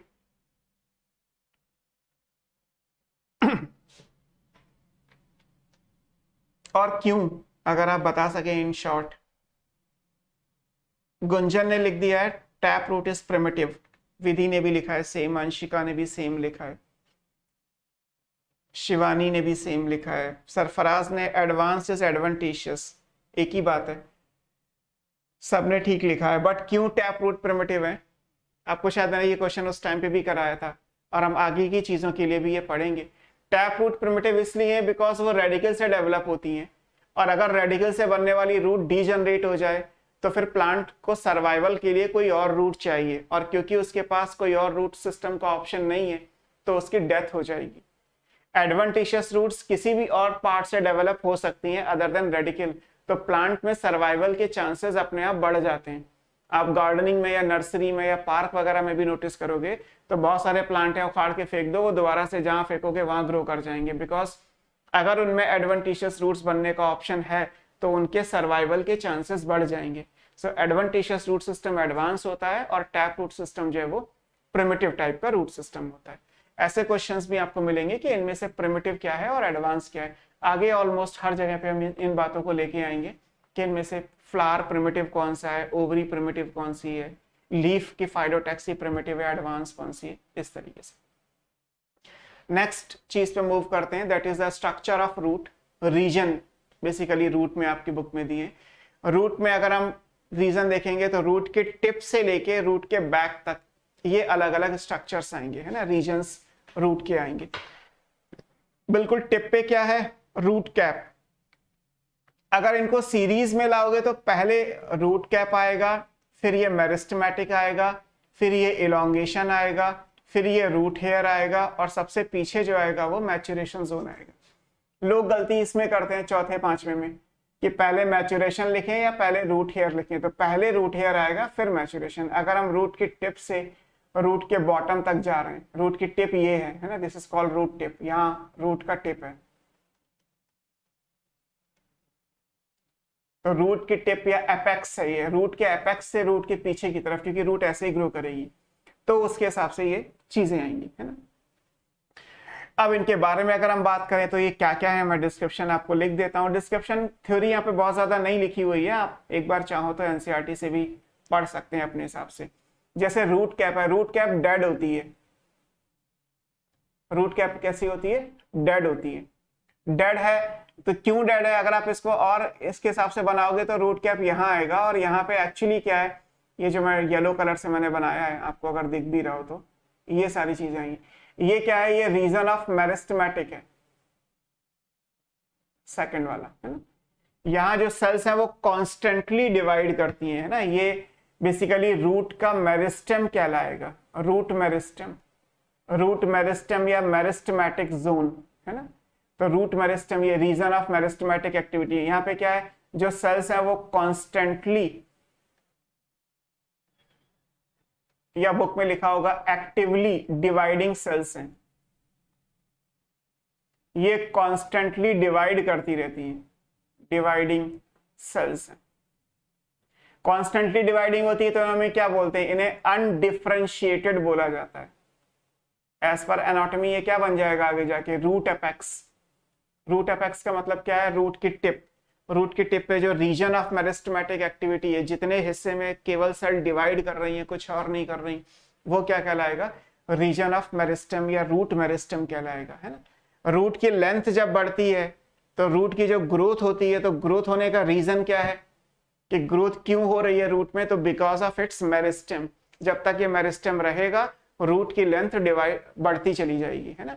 तो रूट की ग्रो करने का जो रीजन है वो रूट का मेरिस्टेम कहलाता है। यहाँ सेल कॉन्स्टेंटली डिवाइड कर रही हैं। जब सेल कॉन्स्टेंटली डिवाइड करती हैं तो आप बुक में पढ़ेंगे तो आपको मिल जाएगा कि सेल थिन होती हैं, सेल्यूलोजिक सेल वॉल वाली, उनमें ज्यादा कुछ स्ट्रक्चर्स नहीं होते। जैसे आप आगे एनाटॉमी पढ़ोगे, यहीं से अगर सेक्शन कट कर दोगे तो बन जाएगा रूट एपेक्स, रूट के मेरिस्टेम का स्ट्रक्चर क्या है। ऐसे मैचुरेशन से कट कर दोगे तो जो रूट का टीएस एनाटॉमी में दिया है वो आपको दिखाई दे जाएगा। तो हम बाहर से देख रहे हैं तो हमें सिर्फ ये दिखाई दे रहा है कि दिस इज द एरिया जहां पे सेल कॉन्स्टेंटली डिवाइड कर रही है, अनडिफरेंशिएटेड है, इसकी वजह से रूट की ग्रोथ होती है। तो इसको हम मेरिस्टेमेटिक जोन या रूट मेरिस्टेम बोलते हैं, या रीजन ऑफ मेरिस्टेमेटिक एक्टिविटी बोलते हैं। इससे पीछे जाएंगे आप, रूट की एपेक्स से हम पीछे की तरफ जा रहे हैं, तो इससे आप बैक में जाएंगे तो आपको क्या मिलेगा, इलोंगेशन जोन मिल जाएगा। इलोंगेशन जोन में खास बात क्या है, इलोंगेशन जोन के साथ स्पेशल चीज ये है कि यहाँ पे सेल केवल लंबाई में इंक्रीज हो जाती है, बस सेल डिवाइड करना बंद करेंगी और इनकी लेंथ इनकी विड्थ से ज्यादा हो जाएगी। नंबर उतना ही रहेगा जितना है, बस क्या हो रहा है कि इनकी लेंथ इंक्रीज हो गई। इनकी जब लेंथ इंक्रीज हो गई तो ये इलोंगेट कर गई है, तो इसलिए ये क्या कहलाएगा, इलोंगेशन जोन कहलाएगा, कि यहाँ पे सरफेस एरिया ज्यादा हो गया इन टर्म्स ऑफ इलोंगेशन। जैसे आपको अगर और फिजियोलॉजी का आप लोगों को याद है, बिकॉज आप सब पास आउट हो, तो कई बार मैं ये मान लेता हूं कि आपको एक ब्रीफ आइडिया तो होगा ही कि मुझे सर किस चैप्टर में कितना एनसीईआरटी में दिया है। ठीक है कि आप क्वेश्चन नहीं कर पाएंगे, लेकिन मुझे ऐसा लगता है कि ये तो याद ही होगा कि हम क्या क्या पढ़ते हैं। जब आप plant growth and development chapter पढ़ते हैं तो वहां पे लिखा है फेजेस ऑफ ग्रोथ। ग्रोथ की 3 फेज होती हैं, एक मेरिस्टेमेटिक फेज कहलाती है, एक इलोंगेशन फेज कहलाती है और एक मैचुरेशन फेज कहलाती है। जैसे मैंने अभी थोड़ी देर बोला था पहले कि जो बाहर से दिखाई दे रहा है दैट इज व्हाट, मॉर्फोलॉजी। इसी को अंदर से स्टडी करोगे तो दैट विल बी एनाटॉमी। लेकिन ये क्यों है, इस क्यों का रीजन क्या है, दैट इज फिजियोलॉजी। तो फिजियोलॉजी में आप पढ़ते हैं मेरिस्टेमेटिक फेज, बाहर से दिखाई दे रहा है रूट का स्ट्रक्चर मेरिस्टेम, और उसको अंदर क्या चल रहा है, अनडिफरेंशिएटेड कॉन्स्टेंटली डिवाइडिंग सेल्स हैं, एनाटॉमी। क्योंकि एनाटॉमी में आप रूट एपेक्स और शूट एपेक्स के बारे में पढ़ेंगे, एपिकल मेरिस्टेम एनसीईआरटी में दिए हुए। ऐसे ही इलोंगेशन बाहर से दिखाई दे रहा है तो रीजन ऑफ सेल इलोंगेशन, अंदर सेल इलोंगेट कर रही है, जितने टाइम तक वो इलोंगेट करेगी वो क्या बन जाएगा, इलोंगेशन फेज, जो आप फिजियोलॉजी में पढ़ोगे। फिर पीछे आएगा रीजन ऑफ मैचुरेशन, अंदर क्या बन जाएगा, रूट की एनाटॉमी। अगर याद है तो epidermis, cortex, endodermis, pericycle, xylem, phloem, ये सब अरेंज हो जाएंगे। और जितने टाइम तक ये रहेगा ये क्या बन जाएगा, मैचुरेशन फेज बन जाएगा। तो मॉर्फो, एनाटॉमी, फिजियो सब चीजें पैरेलल में ही होती हैं, सिर्फ देखना ये होता है कि हमें अभी क्या दिखाई दे रहा है। तो इलोंगेशन में आप आगे पढ़ते हैं कि जब वैक्यूल बन जाती है तो सेल खिंचती है, और खिंचने की वजह से सेल का नंबर तो नहीं बढ़ेगा लेकिन सेल का एरिया जरूर बढ़ जाएगा। सेल इलोंगेट कर जाएगी, तो जितने एरिया में सेल इलोंगेट कर जाती हैं उतने को हम क्या बोलते हैं, रीजन ऑफ सेल इलोंगेशन या इलोंगेशन जोन बोलते हैं। तो that will be the third. Meristem constantly divide कर रही है और इलोंगेशन में सेल डिवाइड करना बंद कर देती हैं।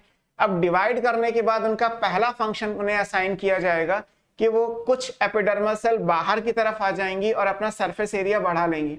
जब सरफेस एरिया बढ़ा लेंगी तो यहां से जो स्ट्रक्चर बनेगा that will be root hair. चौथे नंबर पे ये आ जाएगा, ये रूट हेयर जोन कहलाता है। इसको आप क्या बोलोगे, this is called root hair zone. तो इलोंगेशन से ठीक बाद जो बनेगा वो रूट हेयर बनेगा। रूट हेयर हमेशा रूट की टिप पे ही होते हैं। जैसे अभी हम इस डायग्राम के हिसाब से देखें तो रूट टिप हमें ये समझ में आ रहा है, नीचे जहां 1 है रूट कैप है और उसके नीचे क्या है। बट जब आप मेन ट्री में या मेन प्लांट में देखोगे तो ये पूरा का पूरा स्ट्रक्चर जहां तक रूट हेयर आते हैं वो रूट की टिप ही कंसिडर होती है, क्योंकि पीछे वाली स्ट्रक्चर मोटा हो जाएगा अगर आप इससे पहले याद देखो, ये था, मान लीजिए ये टैप रूट है, तो एक्चुअली जो आप स्ट्रक्चर पढ़ रहे हो ना वो इतने से हिस्से का पढ़ रहे हो। जब ये वाला हिस्सा आएगा जो मेन रूट टैप रूट है, यहां आपको रूट हेयर नजर नहीं आएंगे, बिकॉज रूट हेयर तो आपको कहां मिलते हैं, जो यंग टिश्यू होता है वहां पे। जब टिश्यू बहुत ज्यादा ओल्ड हो जाएगा तो रूट हेयर का फॉर्मेशन नहीं होता, और यहाँ तो जरूरत भी नहीं है, वाटर एब्जॉर्प्शन तो नीचे वाले एरिया से होगा ना, जहां से ये ब्रांचेस आएंगी, तो रूट हेयर बेसिकली यहाँ प्रेजेंट होंगे। ये रूट हेयर है, अगर आप ध्यान से एनसीईआरटी में देखोगे तो ये जहां जहां डॉट्स बने हैं यहाँ रूट हेयर आते हैं। तो इसलिए इंपॉर्टेंट है कि रूट हेयर पहले आएगा, एलोंगेशन जोन से ठीक पहले जो है वो रूट हेयर है, और फिर रूट हेयर के ऊपर सेल मैच्योर। हालांकि रूट हेयर भी मैच्योरेशन जोन को ही रिप्रेजेंट करते हैं, बट ओवरऑल पीछे सारा रूट हेयर का मैच्योरेशन ही जोन आएगा, लेकिन उसमें रूट हेयर नहीं आएंगे। पूरी रूट ऊपर तक जितनी भी जा रही है, मान लीजिए इससे ऊपर अगर आप एक्सटेंड कर देते इसे लाइक दिस, ये सब रूट है, लेकिन यहाँ रूट हेयर नहीं आएगा, लेकिन ये मैच्योरेशन जोन का पार्ट होगा। This is also the region of maturation, लेकिन यहाँ रूट हेयर नहीं आएंगे। तो पहले रूट हेयर जोन आएगा, फिर उससे भी पीछे जो है वो मैच्योरेशन जोन आएगा। मैच्योरेशन जोन के अंदर हर सेल का काम डिसाइड कर दिया गया है, तो ये डिफरेंशिएटेड हो जाएंगी। जैसे मेरिस्टेम अनडिफरेंशिएटेड है, वैसे ही मैच्योरेशन जोन क्या हो गया, डिफरेंशिएटेड हो गया। तो ये इंपॉर्टेंट है ना। तो रूट में 1 2 3 4 5 ये सीरीज एक बार क्वेश्चन में पूछी गई है कि रूट को टिप से लेके रूट के मैच्योरिटी तक आप इनको अरेंज करो, तो सबसे पहले रूट कैप आएगा, फिर मेरिस्टेम, फिर elongation, then root hair, and final is the maturation zone. अब इन सबके फंक्शंस क्या क्या हैं, फंक्शंस पे एक बार नजर डालते हैं। रूट कैप डेड होती है, इसका काम क्या है, प्रोटेक्शन। तो रूट कैप का फंक्शन क्या हो जाएगा, this is protective in function. Root cap कैसा हो गया, प्रोटेक्शन के लिए हो गया, तो इसका काम क्या हो गया, प्रोटेक्शन देना। क्यों प्रोटेक्शन दे रहा है, साइड प्लीज सर, स्क्रीनशॉट लेना है। ओके अभी रुक जाओ, मैं फंक्शंस भी लिख दे रहा हूं, फिर आप आराम से स्क्रीनशॉट ले लेना, या ले लो, चलो।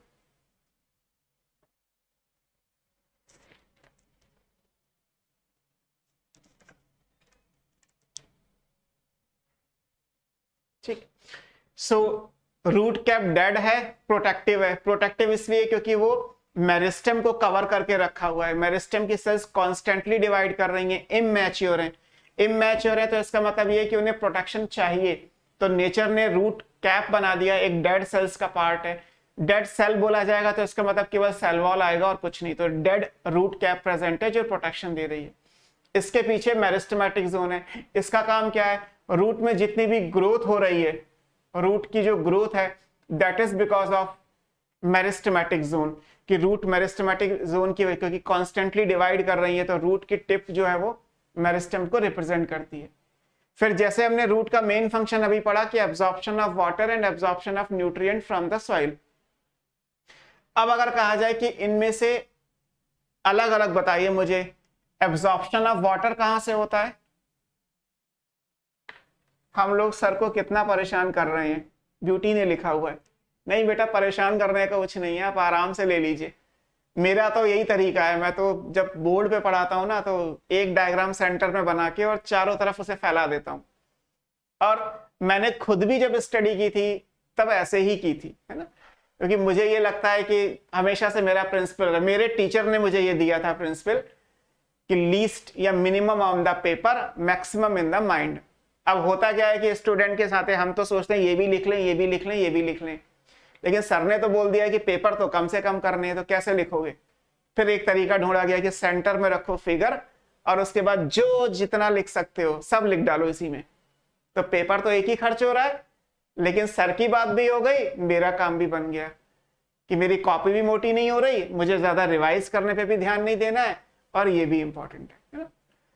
तो परेशान करना नहीं है, it's a way of teaching and it's a way of learning, दोनों के लिए हो सकता है। मेरा पढ़ाने का तरीका है, आपके पढ़ने का तरीका हो सकता है। बहुत सारे स्टूडेंट का होता है कि वो सारी चीजें प्रॉपर लिखते हैं, उसके बाद उन चीजों को पढ़ते हैं। तो ये स्टूडेंट टू स्टूडेंट वेरिएबल है, ये मैं नहीं कह सकता कि आपको ऐसे पढ़ना चाहिए। अगर मैंने इसीलिए अभी थोड़ी देर पहले बोला था कि अगर आप स्टेटमेंट में पढ़ना चाहें तो एक बार एनसीईआरटी रेफर करिएगा कि एनसीईआरटी में मेरिस्टेमेटिक एक्टिविटी के बारे में स्टेटमेंट क्या दिया हुआ है, इलोंगेशन का स्टेटमेंट क्या है, मैच्योरेशन का स्टेटमेंट क्या है। थ्योरी के हिसाब से। अदरवाइज आप इसको बना ही सकते, ड्रॉ कर सकते हैं, स्क्रीनशॉट ले सकते हैं। ओके, सो ये प्रोडक्टिव हो गया, ये ग्रोथ के लिए हो गया। हमारा क्वेश्चन ये था कि रूट हेयर और एलोंगेशन जोन क्या दोनों के फंक्शंस अलग अलग हैं? मैं खुद ही आपको लिख देता हूं। हमने भी लिखा था रूट का मेन फंक्शन था absorption of water and nutrient from the soil. तो एक्चुअली जब आप फिजियोलॉजी में जाओगे तो ये दोनों अलग अलग हैं। मैक्सिमम वाटर एब्जॉर्प्शन यहां से होता है, दिस इज मैक्सिमम। ऐसा नहीं है कि सारा का सारा यहीं से आएगा। रूट हेयर का काम क्या है? Maximum water absorption. और मिनरल का जो एब्जॉर्प्शन है वो इलोंगेशन जोन से होता है। So this is maximum mineral absorption. Actually ये दोनों चीजें अलग अलग हैं। इवन फिजियोलॉजी में जब आप ट्रांसपोर्ट इन प्लांट पढ़ोगे तो वहां टॉपिक भी अलग है। वाटर एब्जॉर्प्शन अलग टॉपिक है, मिनरल एब्जॉर्प्शन अलग है। वाटर एब्जॉर्प्शन पैसिव होता है, मिनरल एब्जॉर्प्शन एक्टिव होता है। तो एक्चुअली दोनों के एरिया भी अलग है। जब तक आप रूट बोल रहे हो तब तक तो सिर्फ सिंपल फंक्शन लिखा है absorption of water and nutrient. But actually जब आपसे ये ऑप्शंस में दे दिया जाएगा कि मैक्सिमम आयन एब्जॉर्प्शन कहां से होता है, तो आंसर आएगा इलोंगेशन जोन। होने को रूट हेयर से हो सकता है बट मोस्टली क्या कहां से होगा? इलोंगेशन से होगा। ऐसे मैक्सिमम वाटर एब्जॉर्प्शन कहां से हो रहा है? तो रूट हेयर जोन। होने से नीचे से भी हो सकता है लेकिन मैक्सिमम वाटर जो रूट में आएगा वो रूट हेयर जोन से आएगा। रूट हेयर होते कैसे हैं? अगर ये एडिशनल है तो बुक में लिखा है यहाँ पे कि ये यूनिसेलुलर होते हैं। हालांकि एनाटॉमी में आप रूट हेयर के बारे में पढ़ोगे। ये यूनिसेलुलर एपिडर्मल स्ट्रक्चर है, जो रूट में बाहर एपिडर्मिस आएगी वहां से बनते हैं। तो these are the single cell structure, unicellular होते हैं। और फिर आता है कि रूट की स्ट्रेंथ। रूट मोटी जब होती है, रूट में जब थिकनेस आती है, तो वो थिकनेस या जो स्ट्रेंथ रूट में आ रही है वो कहां से आएगी? That is from the maturation zone. जो रूट में मैकेनिकल स्ट्रेंथ है वो कहां से आती है? वो मैचुरेशन जोन से आती है। तो रूट्स के अलग अलग प्लांट पार्ट, अलग अलग पार्ट्स हो गए और उनके अलग अलग पार्ट्स के उनके अलग अलग फंक्शंस भी हैं। ये सब आपको रूट के स्ट्रक्चर में याद रखना है। क्लियर? नेक्स्ट पे चलते हैं। रूट के टाइप हो गए, रूट के स्ट्रक्चर हो गए, अब आएगा रूट का मॉडिफिकेशन। ये देखिए रूट में क्या क्या मॉडिफिकेशंस हैं उनको स्टडी करते हैं। मॉडिफिकेशंस का मतलब ये ऐसा नहीं है कि जब रूट मॉडिफाई होती है तो जो उसका मेन फंक्शन है वो नहीं करेगी। रूट का मेन फंक्शन क्या है? Absorption of water and nutrients and anchorage. वो तो रहेगा ही रहेगा। उसके अलावा क्या रूट कोई और काम कर सकती है? तो रूट डिफरेंट फंक्शंस के लिए मॉडिफाई हो जाती है। अब एनसीईआरटी ने क्या किया है कि मॉडिफिकेशंस एक साथ दिए गए हैं। ये मेंशन नहीं किया कि ये टैप रूट है या ये एडवेंटिशियस रूट्स है। बट जब एग्जाम में आता है तो पूछा जाता है कि fleshy adventitious roots, fleshy tap root, तो हमें अलग अलग करना है। तो इसलिए मैंने आपको अलग अलग करके दिया हुआ है कि टैप रूट के मॉडिफिकेशंस क्या है। सबसे पहले क्या है? फ्लैशी। फ्लैशी का मतलब है वो स्वेल कर जाएगी। जो टैप रूट है, टैप रूट जो प्राइमरी रूट आपने बनाई है वो स्वेल कर जाएगी और स्वेल करने के बाद फूड को स्टोर करेगी। तो फूड स्टोरेज के लिए जो रूट्स बनती हैं दोज आर कॉल्ड फ्लैशी या स्टोरेज रूट्स बोलते हैं, है ना। इनको क्या बोलेंगे? फ्लैशी या फिर आप स्टोरेज रूट्स बोलते हैं। दे गेट स्वेलन, स्वेल कर गई हैं और ये फूड को स्टोर करेंगी। ये तीनों का शेप है। शेप आप जानते ही हैं, कैरेट का शेप कोनिकल होता है, ये कैरेट हो गया। टर्निप शलजम का जो शेप है वो नैपी फॉर्म कहलाता है। मूली रेडिश का जो शेप है वो फ्यूजी फॉर्म कहलाता है। और एस्पैरेगस भी आपको एक एग्जांपल याद रखना है। एस्पैरेगस है, टर्निप है, कैरेट है, रेडिश है। ये फिगर एनसीईआरटी के हैं। This is of asparagus. Asparagus एक मेडिसिनल प्लांट है जिसकी रूट्स ट्यूबरस हैं, ट्यूबर के जैसी होती हैं, है ना। तो ये इंपॉर्टेंट है। और बाकी आप कैरेट, टर्निप और रेडिश तीनों का शेप अलग है। शेप के हिसाब से ये conical, napiform, fusiform है। अदरवाइज तीनों ही स्वेल कर जाती हैं। कहीं पे है एडिबल रूट्स। अगर ऐसे क्वेश्चंस आया हुआ है कि इनमें से एडिबल रूट्स कौन सी हैं, तो एडिबल मतलब जो आप खाते हैं, खाते कौन सी हैं? मूली, गाजर, शलजम सब एडिबल है। So these roots are edible, है ना। तो एडिबल रूट्स के एग्जाम्पल अगर आते हैं तो भी याद रख सकते हैं। सेकेंड वन क्या है? नोडुलेटेड। जैसे लेग्यूमिनस प्लांट की रूट होती है। लेग्यूमिनस प्लांट की रूट में खास बात क्या है कि ये मेन टैप रूट है, फिर यहाँ पे ये ब्रांचेस बन गई, है ना।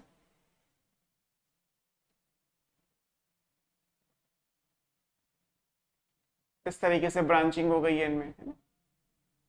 अब ब्रांचिंग के बाद क्या होगा, इनके अंदर रूट नोड्यूल बन जाते हैं। आपने रूट नोड्यूल आगे मिनरल न्यूट्रिशन आप पढ़ोगे तो उसमें आपको दिया हुआ है biological nitrogen fixation. Leguminous plant की रूट में रूट नोड्यूल प्रेजेंट होते हैं। जितनी न्यू रूट होगी ना यंग, उतने रूट नोड्यूल ज्यादा होते हैं। इन रूट्स के ऊपर कुछ बल्बस स्ट्रक्चर्स बन जाते हैं। इन बल्बस स्ट्रक्चर्स को हम रूट नोड्यूल बोलते हैं। इनको क्या बोलेंगे, रूट नोड्यूल्स बोलते हैं। और इनका काम क्या है, मैंने भी आपको पढ़ाया कि इन रूट नोड्यूल में क्या होगा, सिम्बायोटिक बैक्टीरिया होगा। बैक्टीरिया लिखेंगे, सिम्बायोटिक बैक्टीरियम। और वो सिम्बायोटिक बैक्टीरियम कौन सा है, rhizobium. Symbiotic nitrogen fixing bacterium है। तो जो सिम्बायोटिक नाइट्रोजन फिक्स करने वाला बैक्टीरिया है वो राइजोबियम है। तो बेसिकली इनमें राइजोबियम छोटे छोटे नोड्यूल बना के, कॉलोनी बना के रहता है। तो ऐसी रूट्स को हम क्या बोल देते हैं, नोडुलेटेड रूट्स बोल देते हैं। इनके अंदर रूट नोड्यूल होगा जिसके अंदर नाइट्रोजन फिक्सेशन होगा। एग्जाम्पल में roots of leguminous plant. Leguminous plant का मतलब है बिलोंग टू फैमिली फैबेसी। हमें आगे फैमिली फैबेसी पढ़नी है तो वहां पे आप लेग्यूमिनस प्लांट वाली बात लेके आएंगे कि लेग्यूमिनस प्लांट के अंदर है। आगे आपके वो भी दे रखा है डिटेल में, आप जब मिनरल न्यूट्रिशन पढ़ोगे तो ये नोड्यूल कैसे बनते हैं, नोड्यूल के अंदर फिक्सेशन कैसे होता है, तो वो सब चीजें आगे भी हैं। बट नोडुलेटेड रूट्स का मतलब है having root nodules which are having the capability of nitrogen fixation as in the case of leguminous plant, है ना। pulses leguminous plant के अंदर आती है।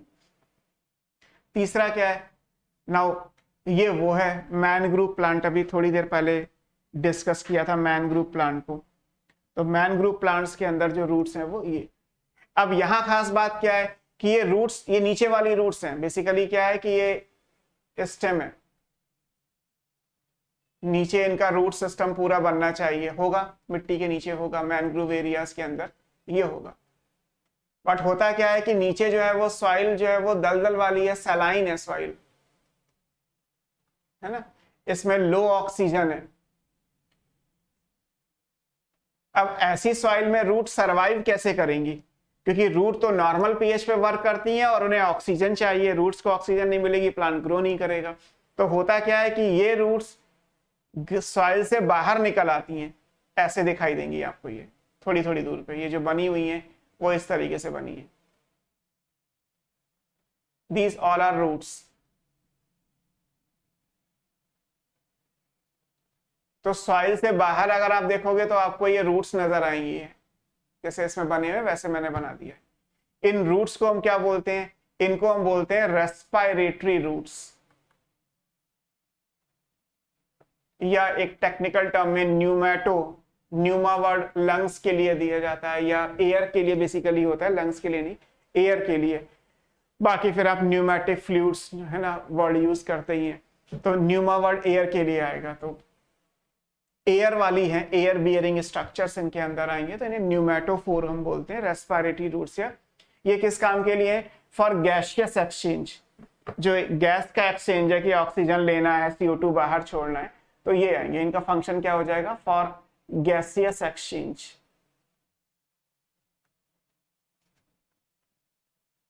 ये आएंगे, है ना।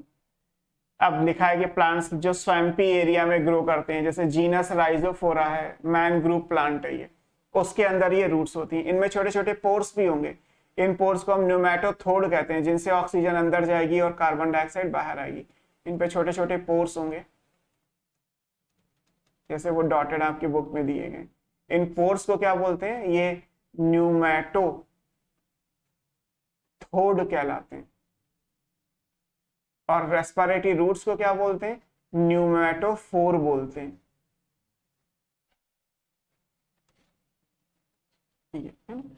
अब यहां पे देखोगे तो एक चीज है कि अभी तक हमने क्या लिखा था कि रूट्स तो नीचे ग्रो करनी चाहिए थी। रूट्स तो पॉजिटिवली जियो आपने लिखा था, पॉजिटिवली हाइड्रो लिखा था, निगेटिवली फोटो लिखा था।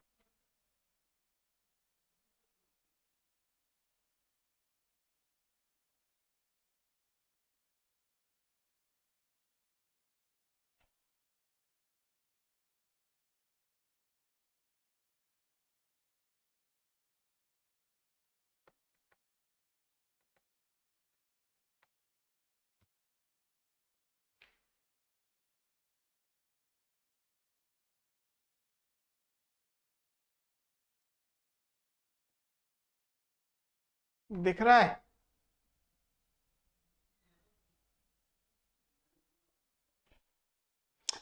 दीपांशु ने कहा इसमें निमेटोफोर से ही एक्सचेंज होता है। Yes Gunjan, clear now, it's okay N S N S. Okay, तो ये कहाँ पहुंच गया स्क्रीन? तो ये आपको याद रखना है कि निमेटोफोर्स कैसी हो गई, नेगेटिवली जियो हो गई, पॉजिटिवली फोटो, एक्सेप्शन हो गए, है ना। कोई और एग्जांपल जो नेगेटिवली जियोट्रॉपिक पॉजिटिवली फोटोट्रॉपिक था, बताइए। Is there any example of the root which is negatively geotropic, positively phototropic?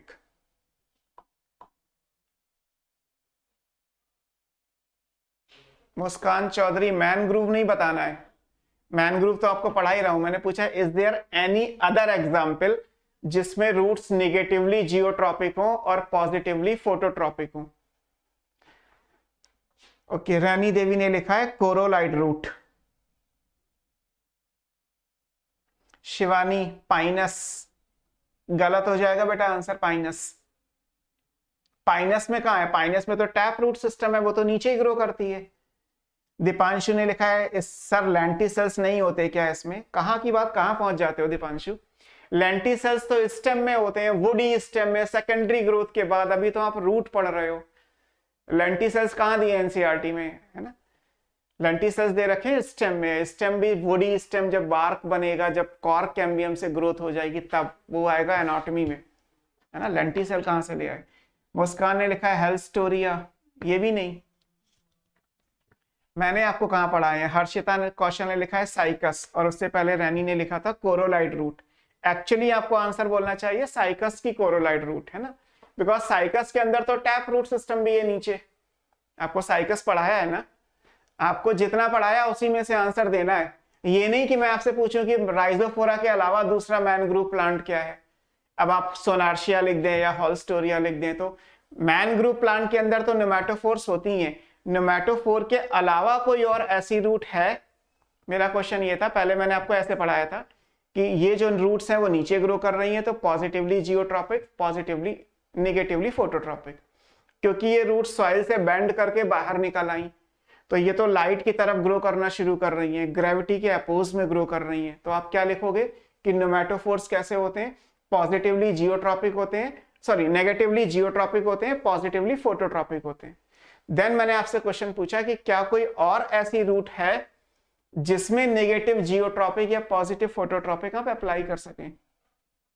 And then the right answer is coralloid root of Cycas. आपको पढ़ाया मैंने, उस टाइम पे भी पढ़ाया था कि साइकस की कोरोलाइड रूट भी सॉइल से बाहर निकल के लाइट की तरफ ग्रो करती हैं, अवे फ्रॉम ग्रेविटी हो गया, तो उनके लिए भी सेम आएगा, नेगेटिवली जियोट्रॉपिक, पॉजिटिव फोटोट्रॉपिक।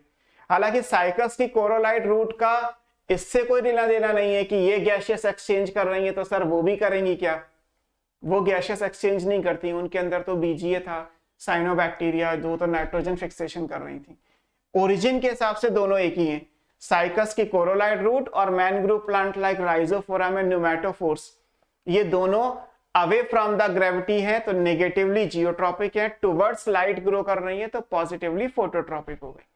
इस तरीके से था, है ना। खुशी ने कहा था सर एक बार क्वेश्चन रिपीट कर दो, इसीलिए मैंने ये आपको पूरा रिपीट करके बताया, है ना। अब चलते हैं एडवेंटिशियस रूट्स के मॉडिफिकेशंस पे। एडवेंटिशियस रूट्स में भी रूट फ्लैशी हो सकती है, इट मे गेट स्वलन, पहला ऑप्शन यही दिया है, फूड को स्टोर कर लेगी। एग्जाम्पल आएगा स्वीट पोटैटो, शकरकंद। अब जैसे पूछा गया कि शकरकंद का एडिबल पोर्शन क्या है, तो आंसर आएगा रूट, और अगर आपको अलग अलग बोलना है तो आंसर आ जाएगा tap root, adventitious roots. Tap root में फ्लैशी अगर पूछा जाए तो रेडिश, कैरेट और टर्निप, और अगर एडवेंटिशियस में फ्लैशी पूछा जाए तो स्वीट पोटैटो, है ना। तो स्वीट पोटैटो एक एडवेंटिशियस रूट्स है और वो भी सेल कर रही है फूड को स्टोर करने के लिए, एडिबल वो भी है। फिर आप पढ़ते हैं जो इंपॉर्टेंट एनसीईआरटी में है वो प्रॉप रूट्स और स्टिल्ट रूट। ये जैसे बैनियन ट्री बना हुआ है, तो बैनियन ट्री में क्या है कि ये जो नीचे की तरफ ब्रांचेस जा रही हैं, ये एरियल ब्रांचेस हैं। अगर हम बैनियन ट्री के हिसाब से बनाएंगे तो दीज आर एरियल ब्रांचेस, है ना। एरियल ब्रांचेस का मतलब ये हुआ कि लाइक कि जैसे ये बैनियान ट्री है, ये ट्री हो गया, ये कैनोपी बैनियान ट्री की आपने बना दी है ना, इस तरीके से ये स्टेम हो गया। तो यहां पे कुछ ब्रांचेस ऐसी हैं जो वर्टिकली डाउनवर्ड हैंग कर रही हैं नीचे, दीज आर एरियल, हवा में है, डाउनवर्ड नीचे की तरफ हैंग कर रही हैं, हैंगिंग, और स्टेम से निकलने वाली ब्रांचेस ही हैं ये। तो बैनियन ट्री में आपको नीचे की तरफ लटकती हुई बहुत सारी ब्रांचेस दिखाई देंगी, ये ब्रांचेस प्रॉप्स कहलाती हैं। ये वर्टिकली डाउनवर्ड एरियल ब्रांचेस हैं जो हैंग कर रही हैं। जब तक ये हैंग कर रही हैं तब तक कोई इश्यू नहीं है, बट जैसे ही ये सॉइल के कांटेक्ट में आएंगी, लाइक ये सॉइल का लेवल है, अगर ये ब्रांच सॉइल के कांटेक्ट में आई तो ये नीचे एडवांटेजियस रूट्स डेवलप कर लेगी, और फिर इसको क्योंकि न्यूट्रिएंट अलग से मिलने लगेगा सॉइल से, तो ये थिक होती जाएगी। जब ये थिक होती जाएगी तो ये प्रॉप बन जाएगा। जैसे बैनियन ट्री में ये वाला स्ट्रक्चर है, ये जो यहाँ पे ज्यादा सा कर रखा है मैंने ये लोग, वो आप देख सकते हो। बैनियन ट्री में जो ये स्ट्रक्चर है, ये मोटा सा स्ट्रक्चर है, ये प्रॉप है। इसके नीचे जो रूट्स होंगी वो प्रॉप रूट्स कहलाएंगी, लाइक दिस। ये ना एक मोटा सा बना हुआ है, ये है। तो दीज आर द प्रॉप्स। जो मेन ट्रंक होगा वो तो यहां कहीं होगा, मेन जो स्टेम होगा वो इसमें होगा। बाकी ये सब, ये देखो ये छोटी छोटी सी ब्रांचेस हैं, जब तक ये ब्रांचेस हैं तब तक एरियल ब्रांचेस हैं, कोई इश्यू नहीं है। बट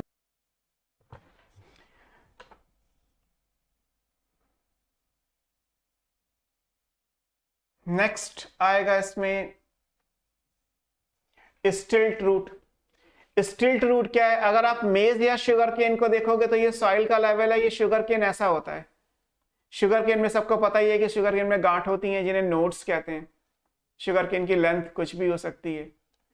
तो शुगर केन में क्या है, नीचे एडवांटेजियस रूट्स होंगी शुगर केन में एज यूजुअल। यहां से इंपॉर्टेंट क्या है, यहां से इंपॉर्टेंट ये है कि शुगर केन में जो लोअर नोड है, यहां से ये कुछ डायगोनल ब्रांच निकलती है, तिरछी, ऑब्लिक, ऐसे, फिर यहां से भी निकलेंगी ऐसे, ये, और जैसे ये ब्रांच सॉइल के कांटेक्ट में आएंगी यहां से भी एडवांटेजियस रूट्स बन जाएंगी। इन डायगोनल ब्रांच को आप स्टिल्ट रूट बोलते हैं। तो शुगर केन और बैनियान में केवल डिफरेंस इस बात का आ रहा है कि बैनियान ट्री के अंदर वर्टिकली डाउनवर्ड हैंगिंग ब्रांचेस हैं। जैसे वो ब्रांचेस सॉइल के कांटेक्ट में आती हैं, they develop the root system called prop roots. और स्टिल्ट रूट के केस में क्या है कि these are obliquely growing, diagonally growing aerial branches, और जैसे वो भी सॉइल के कांटेक्ट में आएंगी वो रूट्स डेवलप कर लेंगी, those will be stilt root. तो स्टिल्ट रूट निकल रही है from the lower node of the stem, क्योंकि यहाँ फिक्स है, और प्रॉप रूट्स निकल रही है from the downward aerial hanging branches. Example stilt root के लेने हैं तो मेज हो गया, शुगर केन हो गया, और पेंडनस एक प्लांट है, स्क्रू पाइन कहते हैं। केवड़ा जानते हैं, किसी ने सुना है? केवड़ा एक एसेंस होता है जो बहुत सारी मिठाइयों पे पड़ता है, हलवाई लोग केवड़ा का एसेंस यूज करते हैं। केवड़ा इज बेसिकली पेंडनस, स्क्रू पाइन कहते हैं उसे, है ना। तो केवड़ा एक प्लांट बेस्ड एक्सट्रैक्ट है जो आप अलग अलग डिशेस में यूज करते हैं। तो मेज, शुगर केन और पेंडनस के अंदर आपको स्टिल्ट रूट मिल जाएंगे। इतनी तो एनसीईआरटी ने दे रखी है, like fleshy roots, prop roots, stilt root, nodulated roots, respiratory roots, और फ्लैशी आपने टैप रूट में भी पढ़ा हुआ है ना। ये सारी चीजें आएंगी, है ना। अदर्स एग्जाम्पल में हम करके देख लेते हैं कि क्या और कोई ऑप्शंस हमारे पास हैं, और अलग अलग टाइप की क्या है, क्योंकि हमें आगे इन चीजों की जरूरत पड़ेगी, इसलिए हम अदर्स करके पढ़ रहे हैं। जैसे सबसे पहले बात करते हैं फोटोसिंथेटिक रूट्स की। फोटोसिंथेटिक और एसिमिलेटरी रूट्स, ये फोटोसिंथेसिस करती हैं। अगर रूट्स फोटोसिंथेसिस करेगी तो लीफ के जैसा बन गया ना, बिकॉज लीफ तो फोटोसिंथेसिस करती ही है, यहाँ रूट फोटोसिंथेसिस कर रही है। तो यहाँ पे एग्जांपल क्या आ जाएगा, ट्रापा। ट्रापा सिंघाड़े को कहते हैं, वाटर चेस्टनट।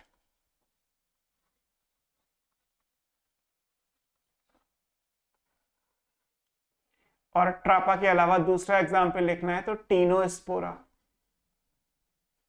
टीनोस्पोरा गिलोय को कहते हैं, आजकल बड़ा पॉपुलर हो गया है टीनोस्पोरा कॉर्डिफोलिया। सो टीनोस्पोरा, ये क्या लिखा है, ट्रिप ए, ट्रापा, अच्छा ट्रैप ए लिख दिया आपने। ट्रापा इज सिंगाड़ा, अभिषेक, और टीनोस्पोरा इज गिलोय। तो इनकी रूट्स फोटोसिंथेटिक होती हैं, इनकी रूट्स में क्लोरोप्लास्ट है and they are capable of photosynthesis. तो ये आपको याद रखना है ना। इसी तरीके से नेक्स्ट पे चलते हैं। कुछ क्लाइंबिंग रूट्स हैं हमारे पास जो प्लांट को क्लाइंब करने में हेल्प करेंगी, सपोर्ट प्रोवाइड करेंगी, बेसिकली रूट क्लाइंब करने में हेल्प करेगी। ये प्लांट वीक है, सीधा खड़ा नहीं हो सकता, तो इसकी रूट्स प्लांट को राइज करने में हेल्प करती हैं। जैसे मनी प्लांट होता है, मनी प्लांट को पोथॉस कहते हैं, जीनस पोथॉस है, this is money plant. Money plant में आपने नोटिस किया होगा एक लीफ के बराबर में एक रूट होती है, और जब आप मनी प्लांट को मॉस की जो स्टिक होती है उसके ऊपर कॉइल कराते हैं तो जो रूट है वो उस स्टिक के अंदर, मॉस के अंदर चली जाती है, वो न्यूट्रिशन भी सक करती रहेगी और प्लांट फिर आसानी से उसके ऊपर कॉइल कर जाएगा। तो पोथॉस यानी मनी प्लांट की जो रूट्स हैं वो क्लाइंबिंग रूट्स कहलाती हैं। दूसरा एग्जाम्पल अगर आप लिखेंगे इसमें तो आप पान का पत्ता होता है या पाइपर लिख सकते हैं, काली मिर्च का जो प्लांट होता है, पोथॉस ही याद रखिए चलेगा। क्लाइंबिंग रूट्स के एग्जाम्पल में पोथॉस, या लीजिए मैं लिख दे रहा हूं Piper, Piper is black pepper.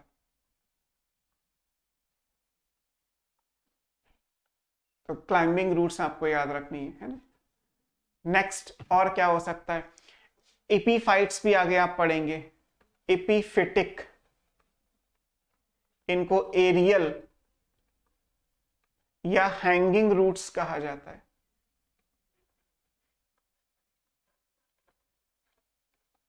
ये एयर में हैंग कर रही हैं। जैसे 12th में आप एपीफाइट्स पढ़ेंगे। एपीफाइट्स क्या होते हैं कि ये ट्री की ब्रांच है और इसके ऊपर कोई प्लांट ग्रो करे तो इसकी जो रूट्स है वो एयर में ही हैंग करती रहेंगी, बिकॉज ये तो पूरा ट्री है। तो जो ये प्लांट्स हैं ये रूट्स एयर में हैंग कर रही हैं, एयर में हैंग कर रही हैं तो इनको एपीफिटिक रूट्स या एरियल रूट्स या हैंगिंग रूट कहा जाता है। तो उसलिए ये इंपॉर्टेंट है कि एपीफिटिक रूट्स होंगी, एरियल रूट्स होंगी या फिर हैंगिंग रूट्स होंगी, है ना। तो ये आपको याद रखना है। एग्जाम्पल में वैसे तो एपीफाइट लिख सकते हैं, epiphyte are the plant which grow on the branches of other tree, otherwise orchid लिख सकते हैं। किसने लिखा था ये, अभिषेक ने लिखा हुआ है। ऑर्किड्स की जो रूट है वो एपीफाइट है। ऑर्किड में भी अगर जीनस लिखना है तो Wanda, Wanda is an orchid. जो वनीला एसेंस होता है, आइसक्रीम में वनीला आइसक्रीम आती है, और भी जगह वनीला आता है, vanilla essence is obtained from the genus Wanda. Wanda एक ऑर्किड है और ऑर्किड की हैबिटेट क्या है, एज एन एपीफाइट, वो एक प्लांट के ऊपर प्लांट ग्रो करने वाली कंडीशंस को शो करता है। सो एपीफिटिक, एरियल और हैंगिंग रूट्स कहलाती है, ये आपको याद रखना है। देन इसके बाद अगर आप नेक्स्ट लेके आएंगे तो एसिमिलिट्री हो गया, क्लाइंबिंग हो गया, पैरासिटिक रूट्स हो सकती हैं। आगे आप पैरासिटिक प्लांट पढ़ेंगे तो पैरासिटिक, इनको हॉस्टोरियल रूट्स भी कहते हैं।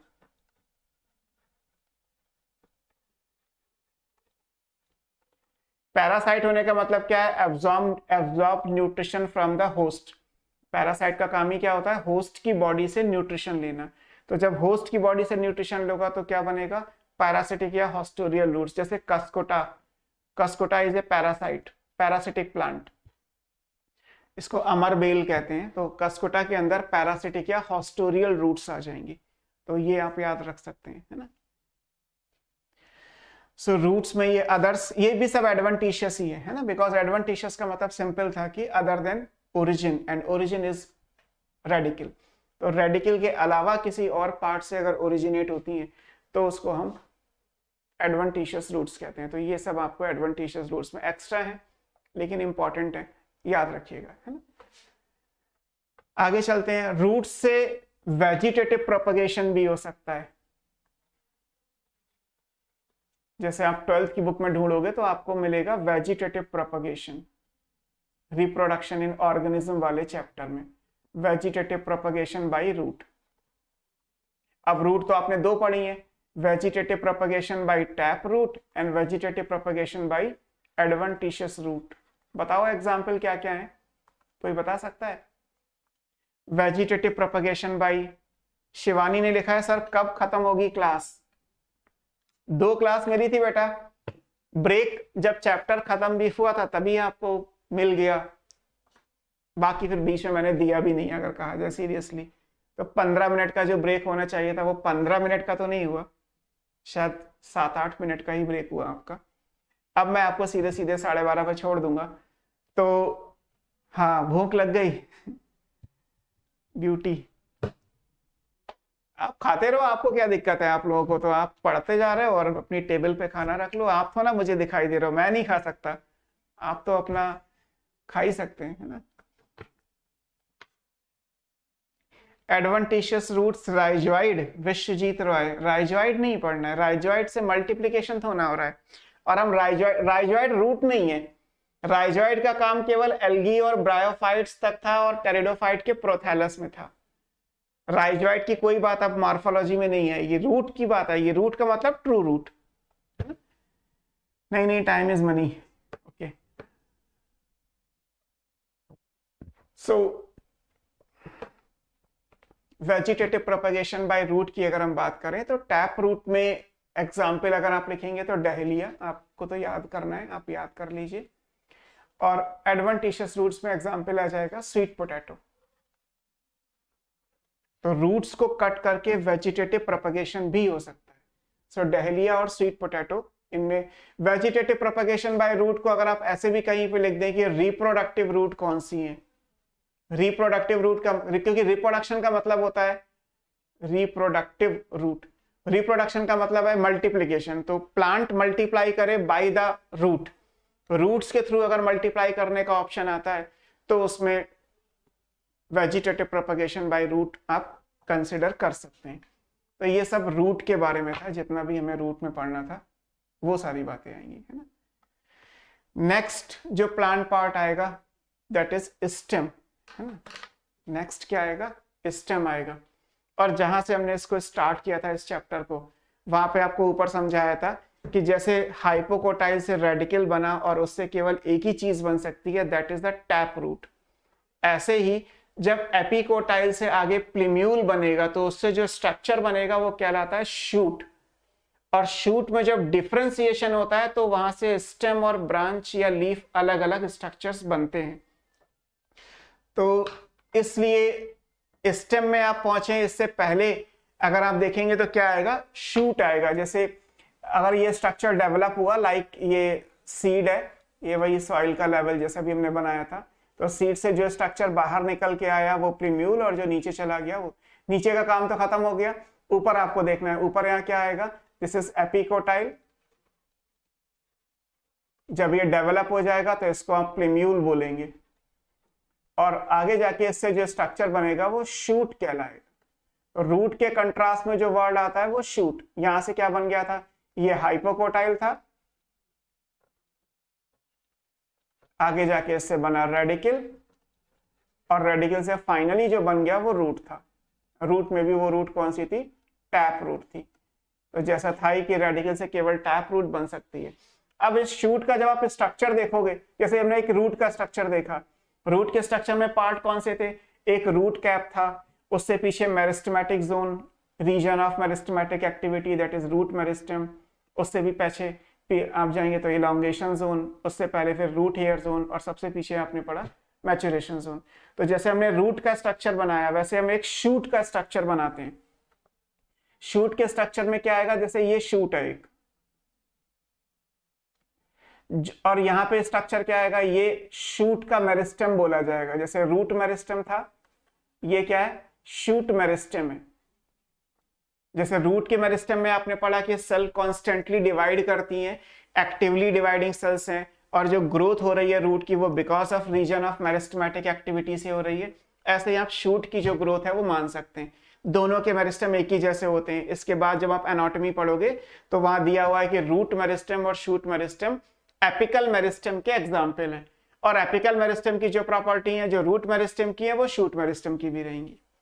लेकिन रूट सॉइल में ग्रो कर रही है, सॉइल के पार्टिकल्स हार्श हैं, कोर्स पार्टिकल हैं, डैमेज हो सकती है, तो उसको प्रोटेक्ट करने के लिए रूट कैप दिया।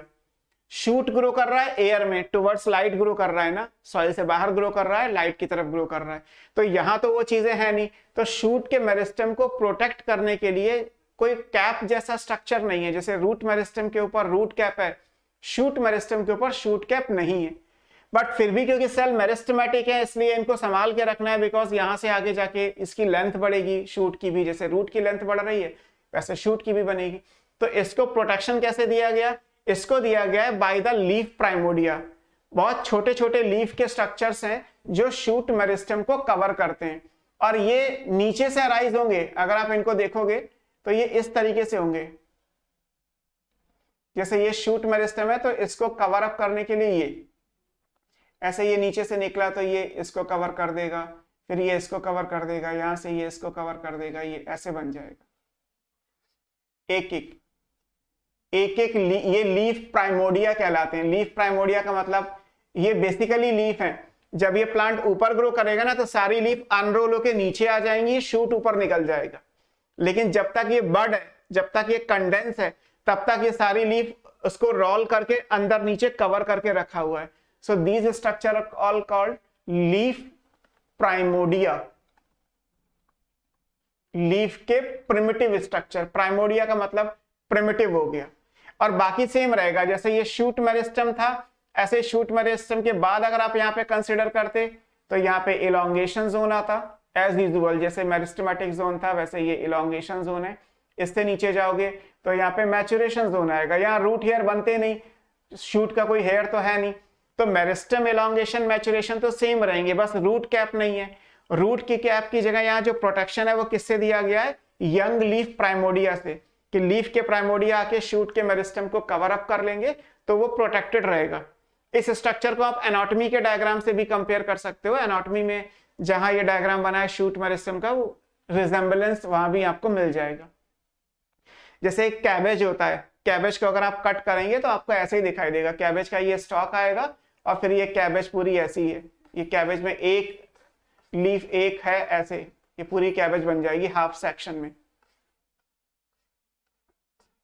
इस तरीके से, और सेंटर में ये कैबेज का स्टॉक होगा जो बाहर भी निकल के आ जाएगा। अगर ये कैबेज का प्लांट होता तो ये सब अनरोल होंगी और कैबेज का एक नॉर्मल प्लांट बनके तैयार हो जाएगा। इसको हम बोलते हैं, ये जो भी कुछ बना है दिस इज कॉल्ड शूट। और ये शूट क्या कहलाता है? शूट को बोला जाता है वेजिटेटिव बड। ये वेजिटेटिव ग्रोथ का पार्ट है तो ये क्या कहलाएगा?